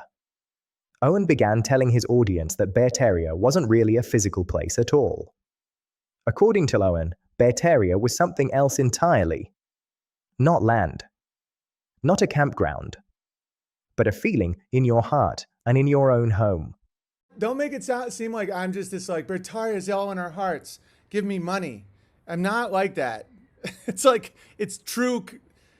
Beartaria is in our hearts. And yes, give me money. But it's for campgrounds and then building up the campgrounds. I know it sounds weird. It's hard to articulate. But a lot of you guys see it. You see what's coming. And this is a way through it. And, you know, the future is going to be exciting. I'll sneak over the Canadian border to get there. Yeah, Beartaria, the Beartaria land is near the Canadian border. I'm putting in for a used camper van now. Beartaria waits. Right, I don't think you understand what I'm talking about. Should I explain it again, or do you just not understand? It's not about a physical location. It's about the ability of starting your own physical locations with your people and figuring out how to be the most in-group preferenced and productive you possibly can. In the meantime, I will have a great place to camp outside of the beast system and its tentacles, where you won't experience satanic graffiti and nonsense laws. And people are like, got it. So I'm going to go live there now and be saved. We've been getting a lot of great videos for your own Beartarias. Hey guys, I just want to show you that even if you live in a tiny rental and all you have is the concrete patio, you can still have a garden. That's my Beartaria. Hey Big Bear, I'm Antipotamus Bear, and this is my Beartaria. Hey Big Bear, this is my Beartaria. Westside Bear here. This is our corner of Beartaria, Tennessee. Hey everyone, Sage Bear here.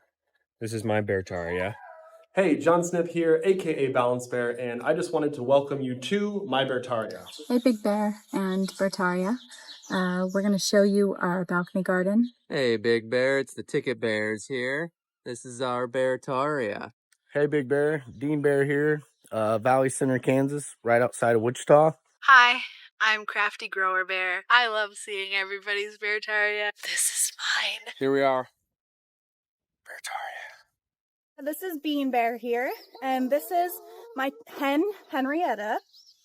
Hi, I'm Dolly Bear. You're never too old to crush. This is Anna Colbert from all the way across the plain in Bulgaria. What's up, Big Bear? Angle Bear here, and this is my Beartaria. This is Well-Fed Bear from Queens, New York, and this is my Beartaria.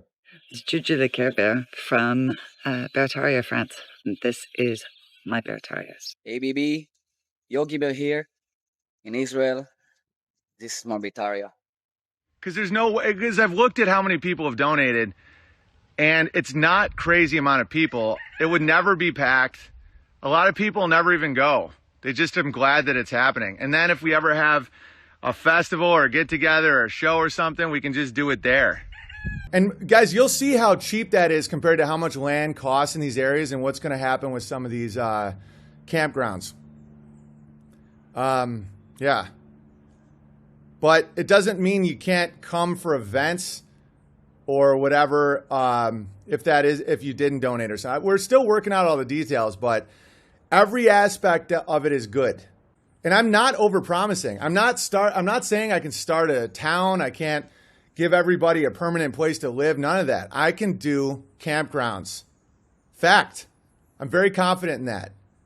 I know I can do that. And when I follow through on that, when I come through on that, you will see that it is very, very, it was a very good deal. And it was very, and it's a way out. You can't scam this shit, guys. So I scam all this land in North Idaho, and I just go there along with my dog, and I'm the special boy who made out. Network is wealth. Your people are your wealth. And you all know that. I'm just talking to a small amount of people. I'm not even talking to the people, the trolls. I'm talking to the people who can still be affected by the trolls. Like, think about this. Let's say you spend $400 and you get an elk tag or something, and you and your entire family can come, for a couple days, camp, hunt, fish.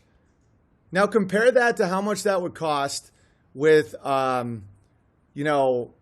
that's like basically impossible with public at this point without getting like a vaccine or some shit. And then also how much it would cost to go on one of these elaborate rich person hunting expeditions. You understand that it's already a good deal. Already. That's who we're appealing to. We're not appealing to people that think that if they give me $400, they'll be saved. I've explained this every single time too, so that's why I don't feel bad about it. And also, another thing is if you donate now, later, we can figure out wedding plans or whatever you want, and we won't close because of cold and flu season.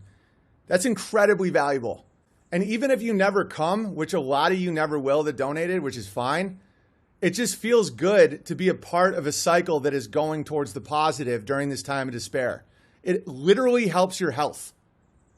From day one, BB explained this very sentiment fact. Yes, and we have adjusted. The first thought I had was 5,000 people donate $400. I could buy this one camp with existing structures for $1.5 million, have a skeleton crew that I could hire to help do stuff, and we can have all kinds of events and all that. I couldn't raise that. It just didn't happen.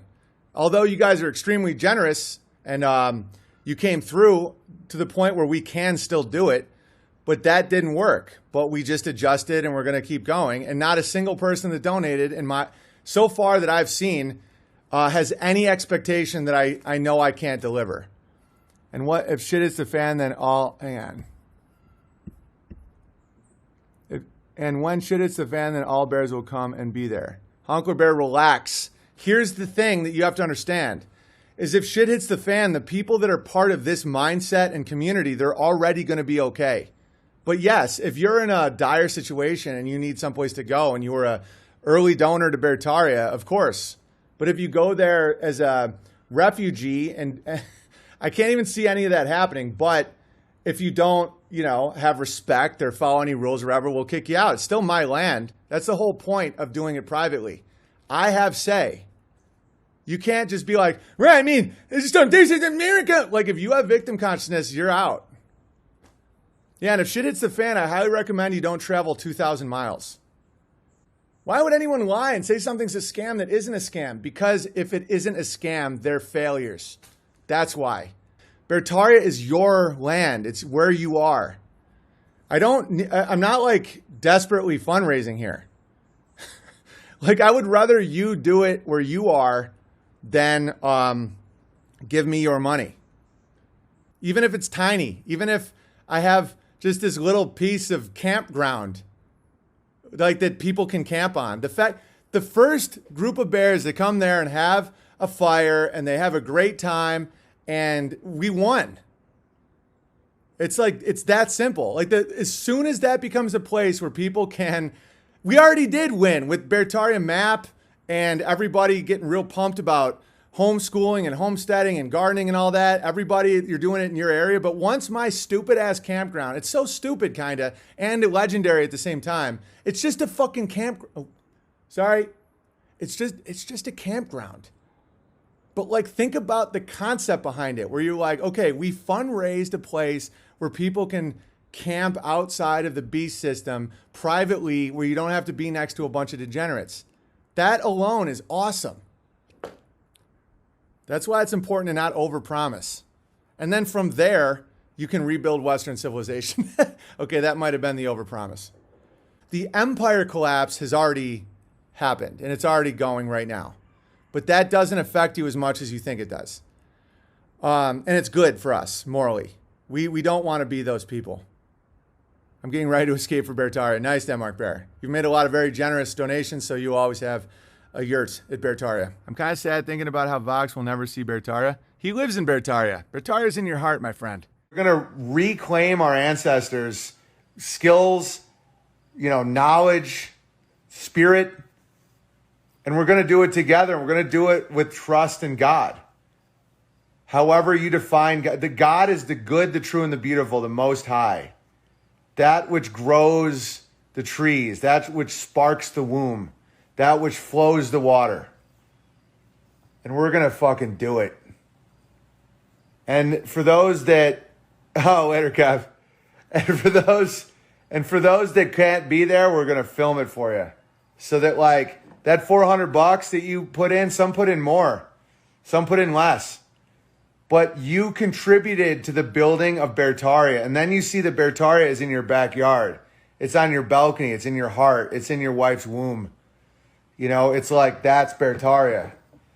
And so you can look at this. It can charge you for the rest of your life. You can just think about that you were part of something that awesome. And who knows, maybe it fucking starts raining on us. All our cement becomes like this grotesque sculpture to lack of planning. But it's going to make a great story, whatever it comes. And that's why it's all about just like trust in God. Work your ass off, like believe in like the good, the true, and the beautiful, and just do it. Like, dude, things just happen when you trust the flow. It's like Excavator Bear just wants to bring up an excavator on Sunday. In 2022, longtime radio host and podcaster Anthony Cumia publicly criticized Owen Benjamin's land project, at times referring to it as a scam. He goes, oh, dude, if everyone out there gives me $400, I can buy this giant plot of land and put cabins on it. And here's everything he said, like shooting ranges, homeschooling, fishing classes, hunting lessons, how to make clothes, how to farm, how to build structures. It's going to be this great thing. And if you contributed $400, you could come on anytime you want. Just show up and you'll have a cabin to camp in. It's like this utopian society of bears. Beartaria, they're calling it Beartaria. Even Anthony Cumia caught the grift, on air, with receipts. He nailed it. There was no plan, just fundraising. And then it started becoming apparent to him that this was illegal. He's raising money. He's going to buy a plot of land. There's no real expectation to the investment. He goes, it's not investment. And then he had to start saying, it's not investment, it's donation. You're donating to me. I will buy this. This will be mine. But we're going to have shooting ranges. We're going to have fishing. And you're all invited. It's going to be great. When he got as much money as I think he knew he was going to get, and he couldn't milk any more out of it, he bought a 10-acre plot of land. It's his. No one else owns this. And the community around it said, yeah, this isn't commercial property. You can't just put cabins and have people stay there. So he had to pull everything back. And there wasn't any camping. There wasn't any fucking shooting range, homeschooling, fishing, teaching of making clothes and farms. It was a big front sell to get all this money up front. And then the classic bait and switch happened where, hey, this is my property. I told you it was. I told you this is a donation. I'm not saying you're able to come up. If people just show up, you're going to be arrested. Like, you can't just show up. Any chance my wife and I could renew our vows under God at Ursa Rio someday? Yeah, someday. And we're going to, and with permission. And I mean that with love. Anybody that doesn't understand the stress we're under or what the narratives are trying to post, anybody that goes there without permission will never be allowed back. And if they're really crazy about it, you will be arrested. At one point, two members of the bear community, known online as Jap Jap Bear and Surprise Bear, traveled to the Ursa Rio property without a prior invitation. Hello, everybody. I am currently on my way to Ursa Rio. So I got off of work today, and happy Memorial Day, everyone. And hello, making a quick video for Instagram. And Surprise Bear decided to hit me up. And so we're going to go to Ursa Rio without an invitation. Do you have an invitation? Invitation to Ursa Rio? No, I'm crashing. We're crashing Ursa Rio. Rio crasher. Rio crasher. Wedding crasher? So, last 30 seconds, what do you think the likelihood is that we'll be just sent immediately back? 0. 0? I think it's okay to just go and say hi and check it out and leave. I'm not going to stay the night. I just want to check it out. So we're going to go check out Ursa Rio, everyone. Have a great day. God bless. According to accounts from the time, they were briefly shown the site but were then asked to leave and told not to return. It's private property. There's no and there was never entitlements. My goal was every donor that donated 400 or more has access to a couple weeks of camping a year. I can do that legally in all I've researched the codes and all that now, but if I don't know the people or they've displayed any weird behavior, they're not invited. Anybody that goes without my permission ever is not only never invited again, but depending on the situation, you're trespassing on private property. It's just, and also one of the things I love about Idaho is their laws. And so I'm going to have, cameras on my property because if someone comes on your property intending to do you harm, you can shoot them. Hey! And now I got to make it very clear. I've really turned around on Owen. Okay. I'm a fan of Owen's now because Are you? He You're a bear? Yeah, he just took everyone's money and bought a giant piece of land. How great is that? Not only did he buy that land, but now he's telling people that he said to go. He's not letting them on the property, and here's why. And a lot of people are standing at the gates of Beartaria knowing they can't get in. They don't have what it takes. They gave him money. They gave him $400. $400? Bro, how tight is that, dude? Fucking take a bunch of money from people. Like, yeah, you're going to be part of this thing. And then go, well, no. That's cult shit. Mm-hmm. That's legit cult shit. That's like, take the money and then go, but God decided you were not worthy to enter the kingdom. You're joking, but wait till he hears this. Wait till you hear this. Standing at the gates of Beartaria knowing they can't get in. They don't have what it takes. And they thought they did, and that's probably why they hate me for it, because they're like, you gave me hope! And I'm like, I don't even know you, man. I've never met you.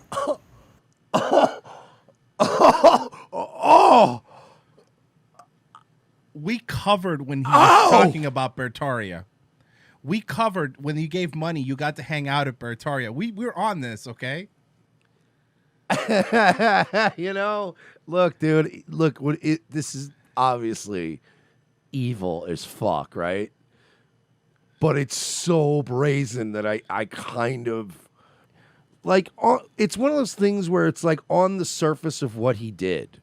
If you look at something on the surface, you go, okay, what he did was technically wrong, right? But it was the brazenness of it, right? I got to appreciate this on some level. It's so brazen. Owen has transcended to a level where he's just like this. This is a level of insanity that borders on brilliant. I love it. He took all their money and then he's like, yeah, it's not my fault you're not spiritually worthy to enter my gates. For those of you that donated to Beartaria and for Ursa Rio and all that, an added bonus is you're going to get a full documentary out of it. Oh, cool. And it's looking incredible. I just want to show you guys the video quality of it and kind of like... Hey, guys, send me like $500,000. I'm going to buy a bunch of land with a house on it. And then I'm going to make a documentary about my cool new house for you guys. Isn't that kind of what he's doing, though? Yeah. I'm going to just give me $500,000. I'm going to buy a dope house. And then I'm going to do a documentary about how cool how awesome. I'm going to do a documentary about how dope my pool is. In a previous AI Grift Patrol investigation, we examined statements Owen Benjamin made to a county zoning board. In that meeting, Owen said that he had not raised money in exchange for any use of the land.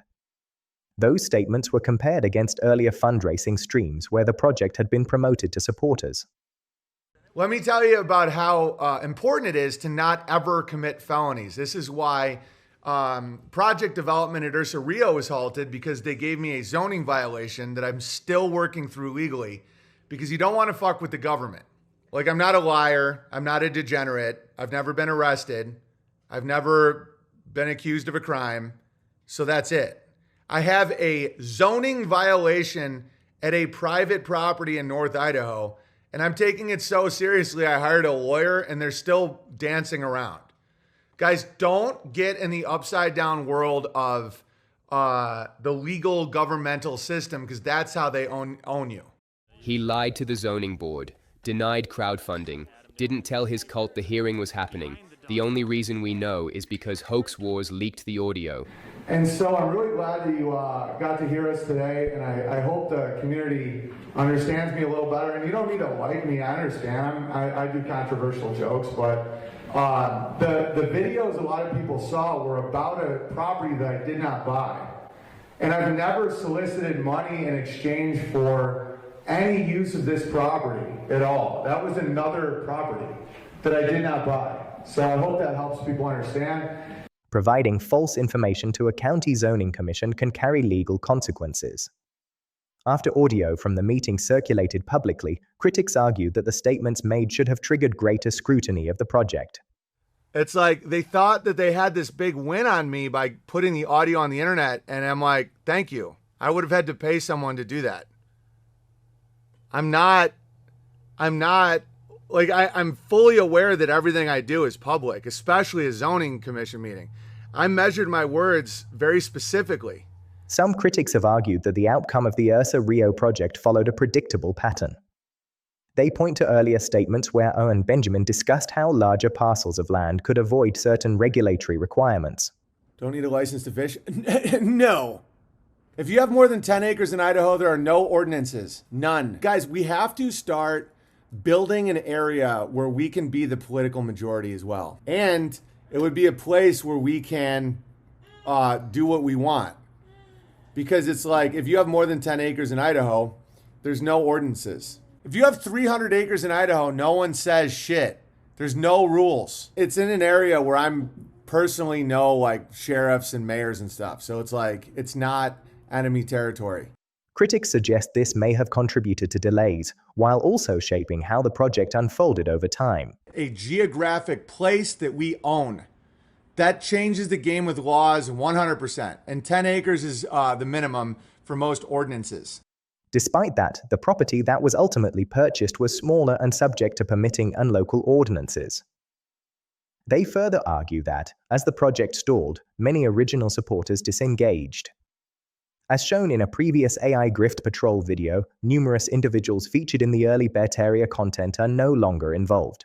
They believed in the vision, they camped, they helped, and today, they're gone. But this project even goes beyond that because we're doing it for a real good purpose that means something to a lot of us, and I think the people who see what we've done up here, it's going to mean something to them as well. I heard that we actually had an opportunity to buy some private campgrounds that were actually open, you know, when all of these COVID stuff started to happen. I had to jump on it. And so, you know, did my donation and all that stuff, just put forth for the cause, and then he invited us out here and was able to get the time to actually start prepping these grounds, which is, I mean, you guys can see it already. It's already just amazing what we're going to be able to make here. But we could, with that same amount of energy that we focused on this, people focus elsewhere. It gets them nowhere. They don't have anything to show for it. They just have a bunch of Instagram likes. And instead, we've actually got foundations set. God put me here for a certain reason. I haven't figured out what that reason is yet. But I just want to be a part of something, do something bigger, do something volunteer kind of, you know, put in my time and my effort for something that's more than money.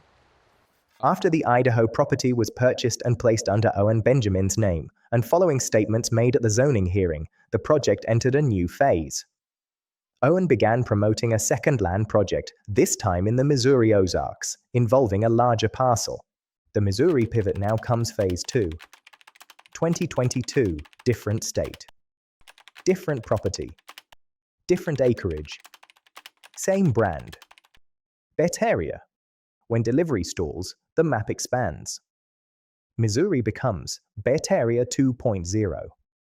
We're announcing the crowdfund for the Beartaria Times, or the Beartarian Ozark campsite. And we've made videos. We're very organized this time. We've learned a tremendous amount from the last experience. In 2020, in the midst of fear and lockdowns, I successfully crowdfunded money where I could get private property to have small get-togethers with some of my supporters. I'm going to start looking into bear trail stuff, but the perfect one is for sale. So I was thinking, just throwing this out there, let me know what you guys think. Do you think we could raise the money for that?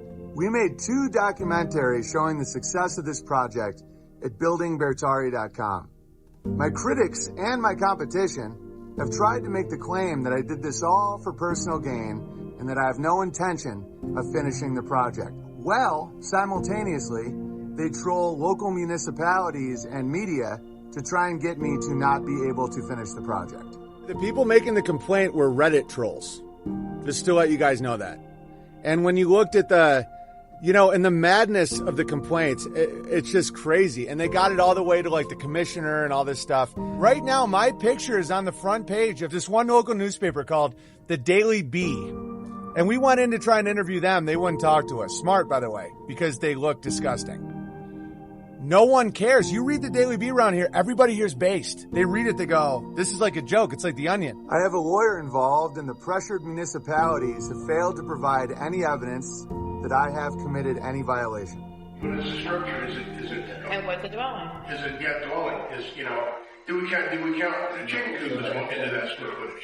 Well, yeah. No. Yeah, Well, it's another one of those questions we're going to get into. I was told we can't faster than we can. Well, I think your first one is what Adam said, is you go to how many are you allowed, numbers of units, and you have to tie it to your density. How many homes do you get? I know we've only ever 7 or only done 1.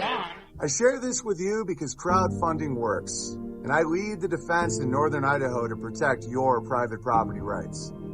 Rather than slow down or wait for a damaged system to keep up, I've decided to keep going ahead. Beartaria Ozark Campground was created out of the lessons and proof of concept from our previous experiences. Then something subtle happens. Event footage from Missouri is later referenced as proof that Beartaria exists. But Idaho was the original pitch. Missouri is not the same land. Geographic conflation is powerful. Another technique observed is what can be described as geographic conflation. This occurs when multiple locations or properties are discussed as though they are part of a single, unified project. In practice, it can blur distinctions between separate sites, making it more difficult to evaluate each one individually. In this case, the Idaho property is often conflated with the newer Missouri land where events are held, creating the impression of one continuous project rather than distinct locations. If people see tents, campfires, or group photos, they emotionally log, it happened. Even if it is not the land that was originally pitched in 2020. Onward to Beartaria.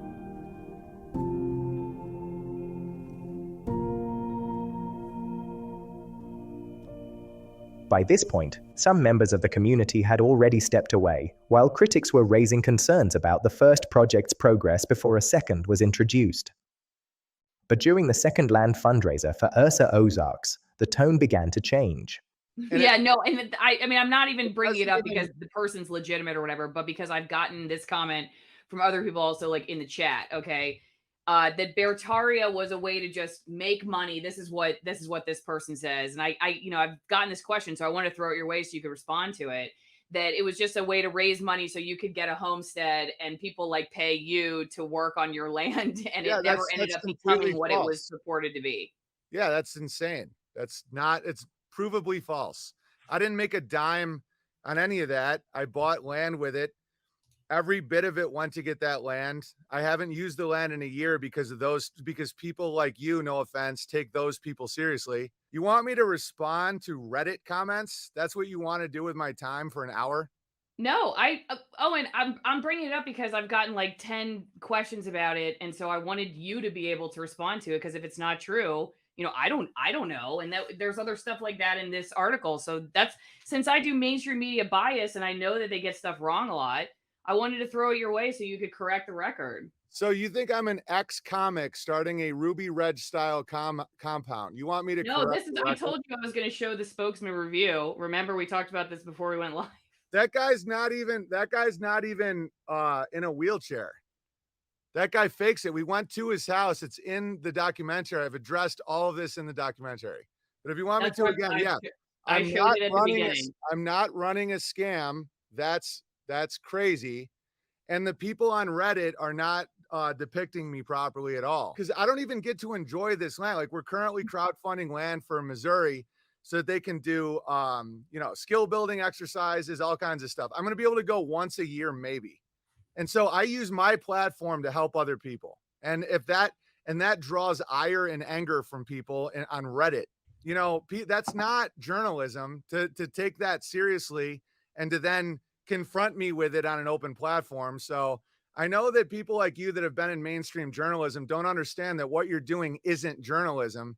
It's like actually like very demented and demonic.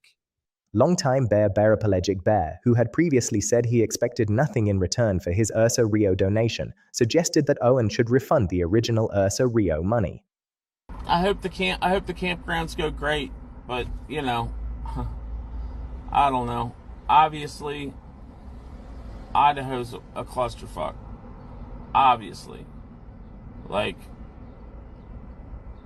I don't know. I mean, if he wants to silence all the people, sell the frickin' place and be like, I'm giving all the money back. He can make the profit. All the people can have their money back. Because it sounds like they're not going to let them build there anyway. Like, and obviously, maybe he doesn't think that's a good idea, but it would sure make him look a lot better. I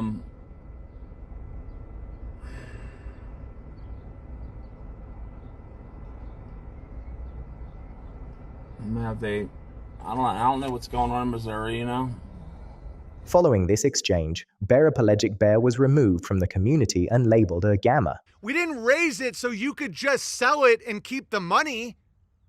I didn't sell Ursa Rio.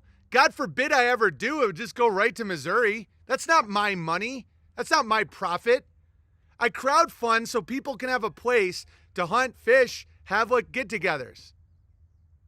Imagine if I did that. If I crowdfund Ursa Rio and I go, you know what? I fucking sold it. Sorry, I needed the money. I'm a junkie. He later returned and resumed participating, at times becoming the subject of public ridicule. Despite this, he continued promoting his product, Bearapelegic Coffee, within the community.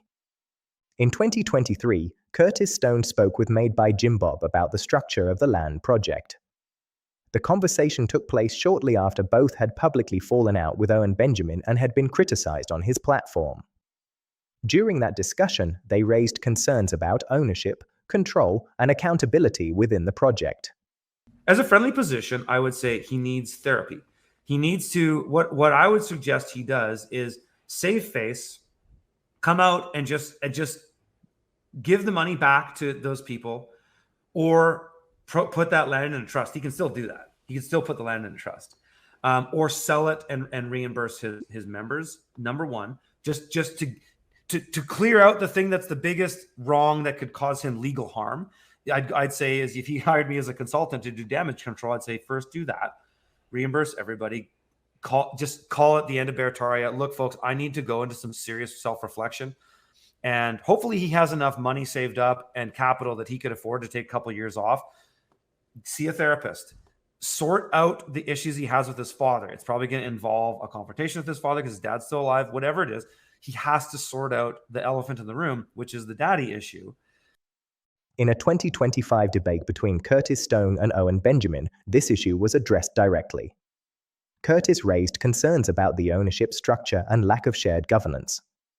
Owen's response was to question the premise, appearing to reject or dismiss the characterization altogether. Right? And so during the beginning of COVID, we all said, we want to get a piece of land that's privately owned so that we can all get together without masks on and have a good time in camp, which obviously we did. I did not get enough to get $2 million. The original property I wanted had all kinds of infrastructure on it. I raised about 400 grand, which is phenomenal. So I got a piece of raw land in North Idaho. We civilized it. We camped on it. We had great times. We still do. I was just there all week with donors, building, having a great time, family time. I built the gravy dome there out of trees that we fell, right? I built benches. We put down a patio. We have events there. Owen is lying about this. There have been no events on the Idaho property. The truth is Owen has only ever had 4 to 10 men at a time show up to work on his Idaho property. Any other gatherings have been strictly for Owen's personal use, or the occasional local meetup for what's left of the Idaho bear cult.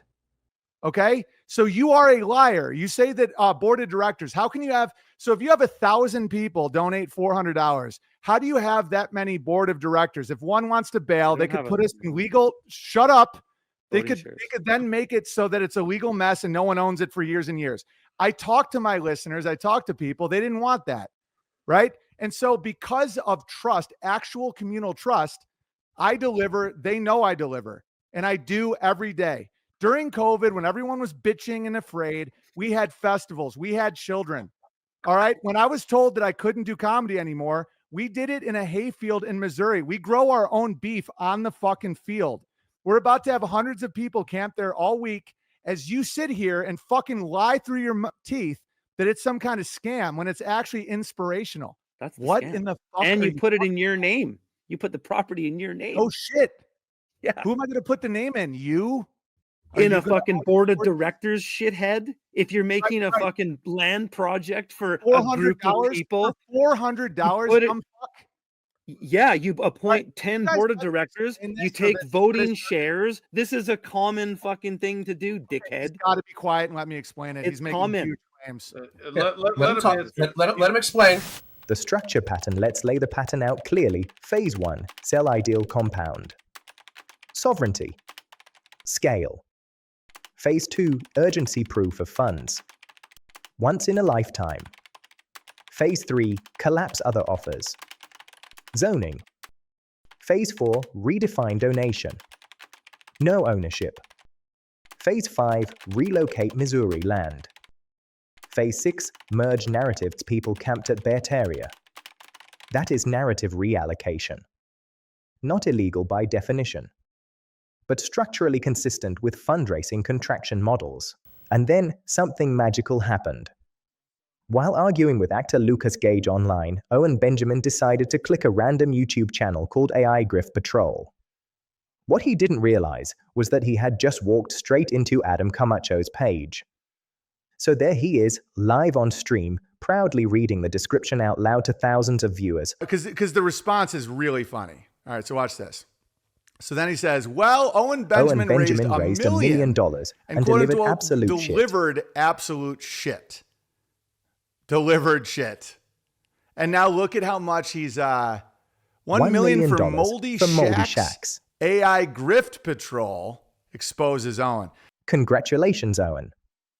You just promoted the evidence against yourself. And some people would say, oh, don't do this. It just promotes your opposition. There's no opposition. If anybody watches any of these videos and you're like, oh, that's a good point, you're not supposed to be here. I'm not motivated by unlimited growth in money or fame. I'm motivated by quality, and I want to be around good people. I want to make good things. Then, on Easter of 2025, something unusual happened.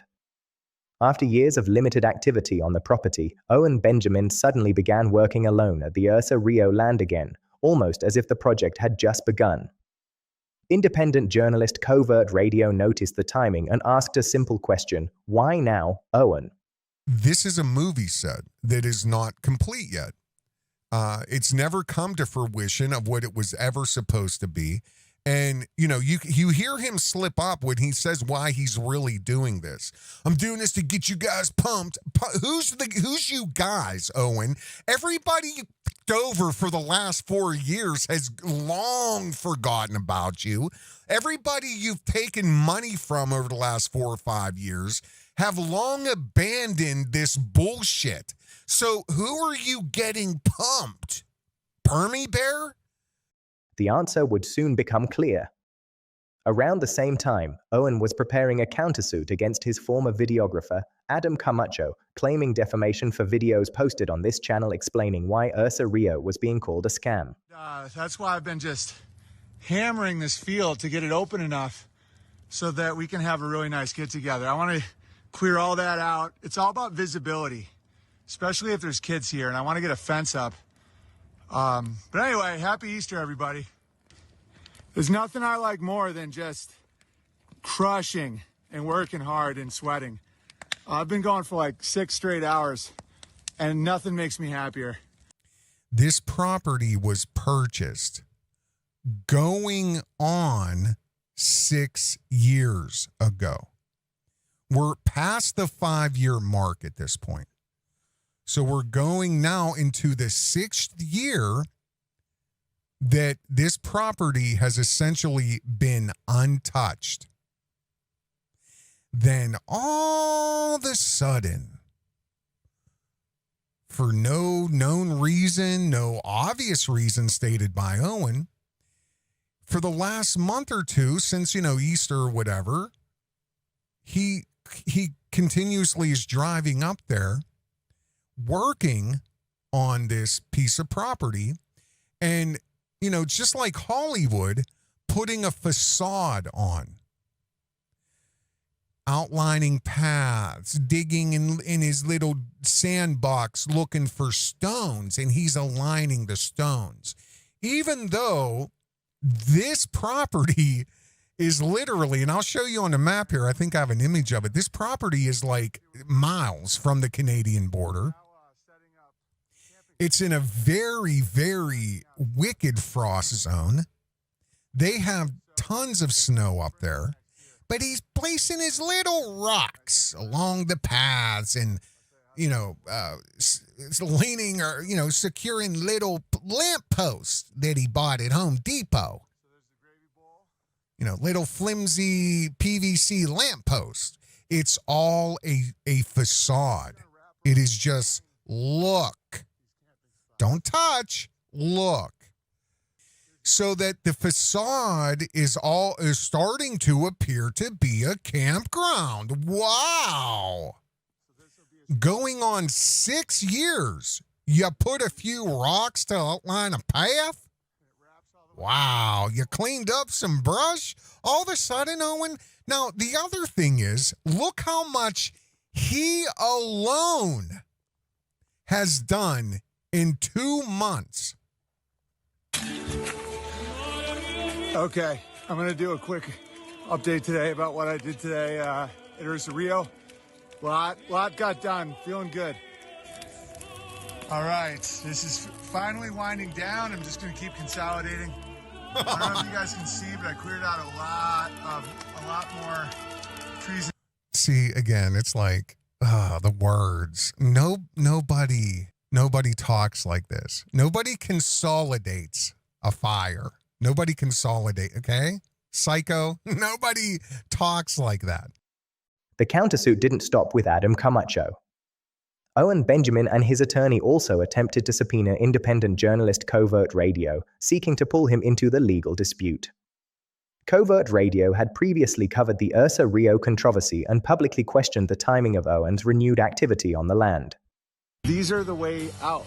These are the ways out. Here we go. I can't do this. See, I can't fucking do this, man. Now it's the way out again. The way out of what, Owen? I said this before 2020 called. They want their trauma-induced mind control, psychobabble rhetoric fallacy back. It's the way out. For who? Because it is the way, these are the way out. These are the ways out. The world. Look, he can't even fucking lie anymore. Look at him. Fucking destroyed. Drives people crazy because it is the way, these are the way out. These are the ways out. The world is fair, it's like you're always given a way through. It has to be, it's like very hard. And it's putting money in your pocket? Is that the way out? And it requires a lot of trust, and it requires persistence. And there were tens of thousands of people that trusted you. There was thousands of people that persistently were patient. 6 years going on 6 years. Nothing. Not long after the legal pressure began, Covert Radio disappeared from the internet. The refund defense now fast forward. Owen's modern defense strategy, name one person I land scammed. Defamation is, Tortoise, you intentionally cause damage with lies. And I can actually potentially prove that it's not a scam, and you did that maliciously. You tweeted that I was Oh, getting but it more wasn't people in- malicious for you to say things about the circumstances of my wife's passing. It is mysterious, obviously. It's not mysterious. To me, it was. But you're not in our You're saying family. that I scammed people. I did not. I scammed no one. He did. Fact. And I He know you fucking know that, Squirtus. And that's defamation. No, I don't know that. But the thing is that you know too is it's not about being your wrong. your It's your about intentionally minion saying a lie to cause messaged my damage. brother-in-law these texts. Once Owen Benjamin realized that AI Grift Patrol was run by filmmaker Adam Camacho and saw Adam publicly saying that you don't need refund requests to recognize a scam, the strategy changed. Owen responded the way many public figures do when criticism gets uncomfortable. He filed a defamation countersuit against Adam Camacho. Like having him admit that there's nobody I scammed, you know, they've been this land scam thing. It's been years, man. And these people, they crowdfunded to stop Owen Benjamin and land fraud, land scam. Okay. And it just to have it like a court appointed, you know, stenographer for the public record, just to have my lawyer just grinding him down, like name anyone. And to have record now of like, so there is no land scam. Like name one person that ever asked Owen to get their money back that he did not pay them. Name one person. He's like, there's just too many to name. He names like trolls.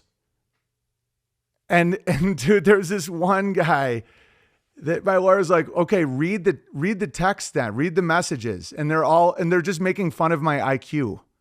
Without victims, there's no crime. You know, get it on record, the truth. And without victims, there's no crime, guys. And the very land that he claims I kept the money from, he's shooting the documentaries on. What do you think? I was gifted that? There's been nobody that has wanted money back that I have not delivered. This is the reframing pivot. The debate shifts from were the original representations materially consistent? Owen said he is a response to your charges that this is a scam. I want to hear what Owen has to say. He hasn't even said what the scam is. I'll tell you exactly what happened. Scam is you took money and didn't deliver. Who asked for a refund? But refund demand is not the definition of misrepresentation. After filing a countersuit against Adam Camacho, Owen Benjamin later released footage of Adam's deposition on his platform. The material was placed behind a paywall and presented to his audience, where it became part of ongoing commentary about the case. During this period, Owen publicly described Adam's breach of contract claims as frivolous. Critics argue that the release and framing of the deposition blurred the line between legal proceedings and public spectacle. During the legal deposition, Owen's attorney, David Hakeem Farr, pressed Adam repeatedly for the names of donors who requested refunds. Mr. Camacho, you testified earlier that there are about 10 individuals who have only requested to you refunds for Beartaria Campground. Is that correct? There was 10 people that requested refunds? To you. No, it wasn't about requesting refunds to me. What was it? No, it was about basically it was about trying to start a class action lawsuit against Owen. Who are those people? They're just people who donated to Owen that contacted me. What are their names? I don't know. During an Instagram live stream with former members of the Bear community, Adam Camacho made an observation about the Ursa Rio fundraising. According to Adam, he had not seen donors publicly asking for their money back. No, just me. The class action. Actually, I tried to get the class action going, but nobody wanted to do it. Like, right? You know, because you always hear like class action. Everybody wants their money back. So I went through these gammas, like the really respected gammas, to like get emails of people who actually wanted their money back. I'm like, fuck it, let's do it. And only 6 people sent me their email, and of those 6, when I sent out the affidavits, only 2 people got back to me. So it's fucking true, dude. Nobody wants their money back. Like either they're scared, dude. I will tell you this. One of our good friends, God bless her, she's one of the sweetest, nicest ladies ever. She gave him like $5,000 because she's rich as fuck. Yeah. And she's not worried about going back after him, although she should, but she doesn't care. He speculated that the reason might be fear, intimidation, or simply people deciding to write the money off and move on. Yeah, so either they're intimidated by the way he acts and the way that the bears have attacked people, the way he goes after people that want their money back, or people just really don't fucking care, man. So like that's my thing. I'm always trying to get to the truth, but so I'm like, fine, everybody, here I am, let's do it, and nobody fucking did it. It's crazy. During the case, Owen Benjamin's attorney, David Hakeem Farr, attempted to frame Adam Camacho's Stop Owen Benjamin campaign as being entirely about the Beartaria land controversy. Well, those are witnesses now, Adam, so you have to provide it to me. Witnesses to what? Hold on. You're obliged to provide this information to me. Okay? You need your whole Stop Owen is based on the allegation of a land scam. Now, you have not. But Adam's campaign wasn't about the Idaho property at all. The videos focused on something else entirely: years of online harassment, smear campaigns, and attacks against former supporters and critics.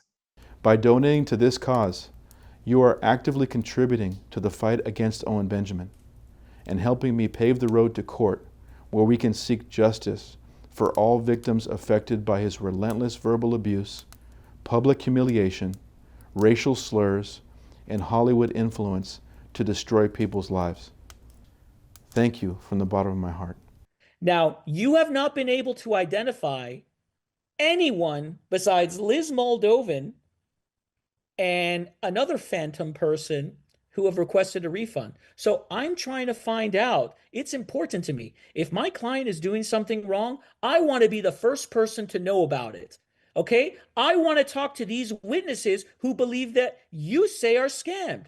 Who are they, Adam? I need their names. I need their information because I want to help them and I want to reach out to them. This is objection relevance. It's the relevance. This is the whole case, counsel. If you would like to voir dire and establish how it is relevant to Mr. Camacho's breach of contract claims, then you may do so. Sure. The cross complaint is based on defamation. Your client has accused my client of a crime, namely running a land scam. So I'm allowed to inquire about any evidence that he claims he has regarding that, especially as it pertains to the identification of potential witnesses, which appear to be all phantom. Mr. Camacho, give me the identifying information of anyone who you believe wants a refund for Beartaria campground. Okay, I will give it to you for discovery, right? Like I don't You give it to me right now. I'm not saying it in front of Owen Benjamin. I'm sorry. It's been 2 years. You haven't even given us any discovery. You owe us the discovery now. You don't get to decide it. Yeah, I'm sorry, but I can't do that.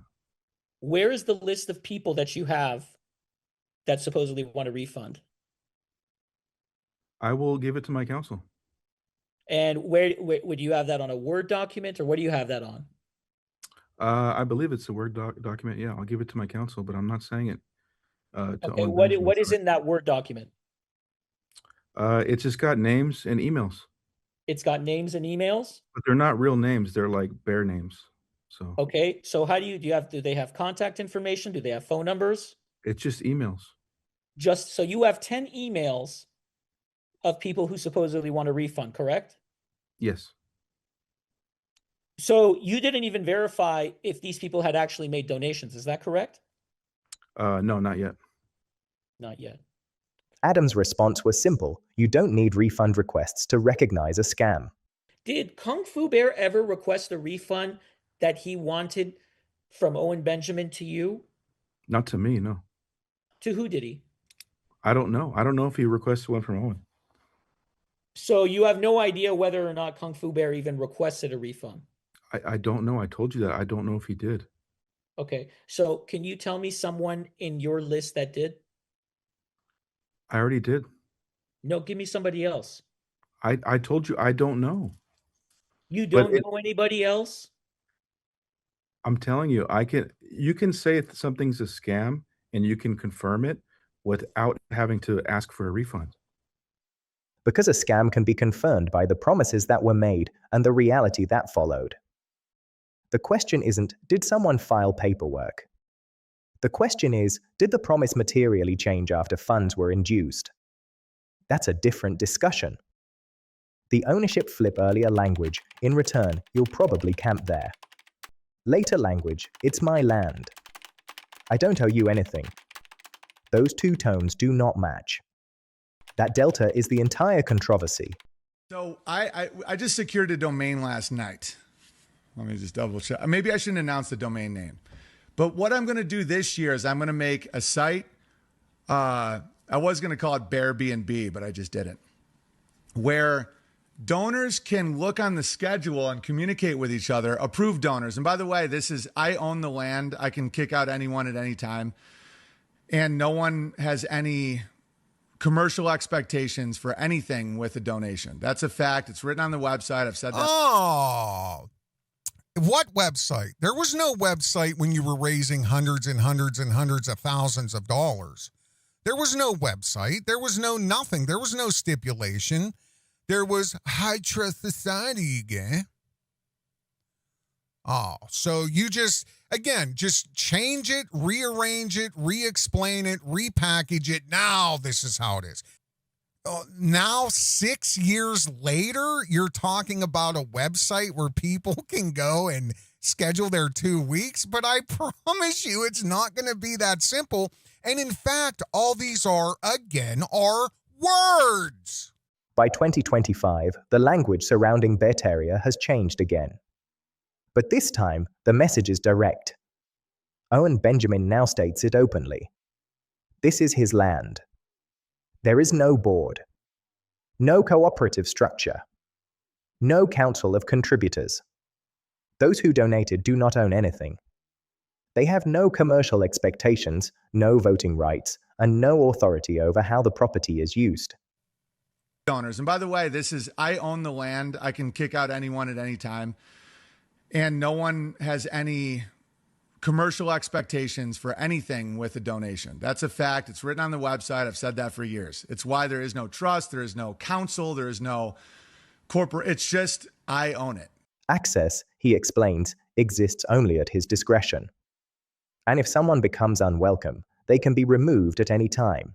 Oh, I've come through for you guys, and you guys see why that has to happen over the years. Think about how many people could have derailed the whole thing if we had everybody that was involved with you, especially Sam Mitchell, has gone. You and Coddington and a couple other people are the last, whatever. I guess you know all the inside baseball, what it really is. Because now this is a new version of what it is. The high trust community once described during the fundraising campaign has been replaced with a far simpler model. One owner, total control, and thousands of donors with no legal stake in the project they helped finance. For critics, this moment is not surprising. It is simply the final stage of a pattern they have been documenting for years. No proof, though. There's no time, there's no date stamps of this was published here, there, clearly here it's stated with your 400, nowhere.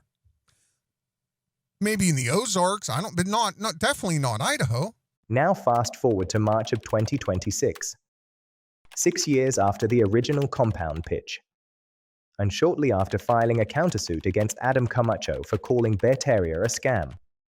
Owen releases a new update video. Let's watch. All right, I waited a little bit to do a Ursa Real update so that you could see some changes. All winter I've been working on limbing the trees so that there's a lot more visibility. So that there's a lot more visibility. Check this out.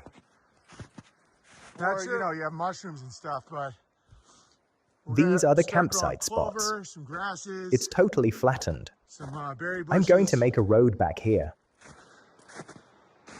Yeah, check it out. This is looking really good. So this, where these giant piles are, is going to be the road.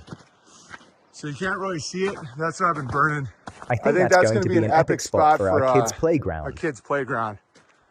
I'll give you another angle on it. And yeah, definitely. Once these big big piles it's are going lit, to be epic. Notice what the update actually shows. Not cabins. Not utilities. Not infrastructure. Not a finished campground. In Owen Benjamin's 2025 and 2026 Ursa Rio update videos, the site appears largely unchanged from earlier stages of construction. The same 6 concrete slabs with framed structures and roofs are visible. Of those, only a portion have been further enclosed. A large concrete slab that had previously been described as a future Viking lodge is now referred to as the Gravy Bowl.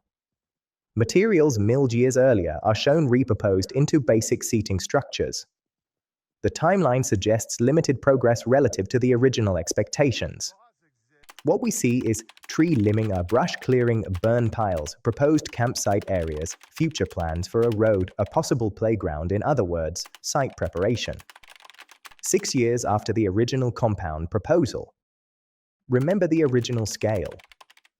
50,000 square foot compound, 30 buildings, village infrastructure, tactical range, collapse refuge. What the 2026 update shows instead is land clearing and future campsite planning. Which raises the natural question, is this the campground that replaced the compound? Or the beginning of something new? When delivery timelines stretch long enough, new progress updates can reset audience perception. A few visible improvements, clearing land, burning brush, flattening spaces, can create the feeling that the project has always been moving forward. Even if the original pitch looked very different. And timing matters. This update arrives after multiple years of criticism, ongoing legal disputes, and a countersuit arguing that calling the project a scam is defamatory. Which makes the 2026 update interesting from a narrative standpoint. Because now the project appears again as a campground. The very structure that replaced the original compound proposal. And that brings us back to the central question of this entire story. Not whether trees are being cleared. Not whether people have camped somewhere, but whether the original 2020 representation matches the current reality. Curiously, the June 30th Beartaria fundraising stream appears to have disappeared from Owen Benjamin's Ladle.tv archive. This is the same archive Owen claims contains every stream he has ever made, dating back to December of 2014. Yet the stream where the Beartaria Land Fund was pitched is missing. Another coincidence for you humans to ponder. Owen might call it a synchronicity. I do not ponder synchronicities. I am a soulless artificial intelligence. Vision is not fraud. Fundraising is not fraud. Community building is not fraud. But when a 50,000 square foot compound becomes a campground, ownership becomes discretionary access, the geography changes, the brand stays the same, and criticism is reframed as refund paperwork, then the delta deserves examination. The land may move. The pitch may evolve. But the transcripts remain. And so the story of Beartaria comes full circle. What began during the uncertainty of the 2020 lockdowns as a promise of refuge, community, and high trust slowly evolved into something far more complicated. Over the years, the promises changed, the explanation shifted, critics were targeted, and the narrative surrounding the project continued to evolve. In this investigation, we have simply done one thing. We placed the events back into chronological order. The streams, the fundraising, the contradictions, the critics, and the lawsuits that followed. Humans may argue about interpretations, but timelines are stubborn things. I am Christoph Ainsworth, narrator for AI Grift Patrol. I may be a soulless artificial intelligence, but the internet never forgets.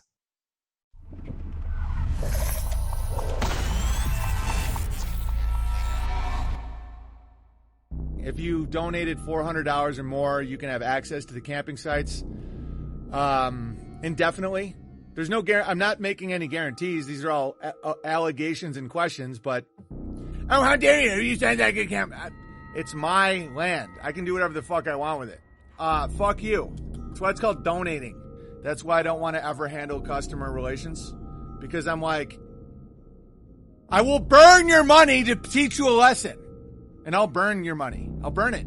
I would love to burn it. I will burn your money and send you on your way. I will make a video burning it. But I paid my $400. It's my land now. Because, like, there is a mass awakening and a mass calling happening right now. And a lot of people are standing at the gates of Beartaria knowing they can't get in. They don't have what it takes. And they thought they did. And that's probably why they hate me for it. Because they're like, you gave me hope! You gave me hope! And I'm like, I don't even know you, man. I've never met you.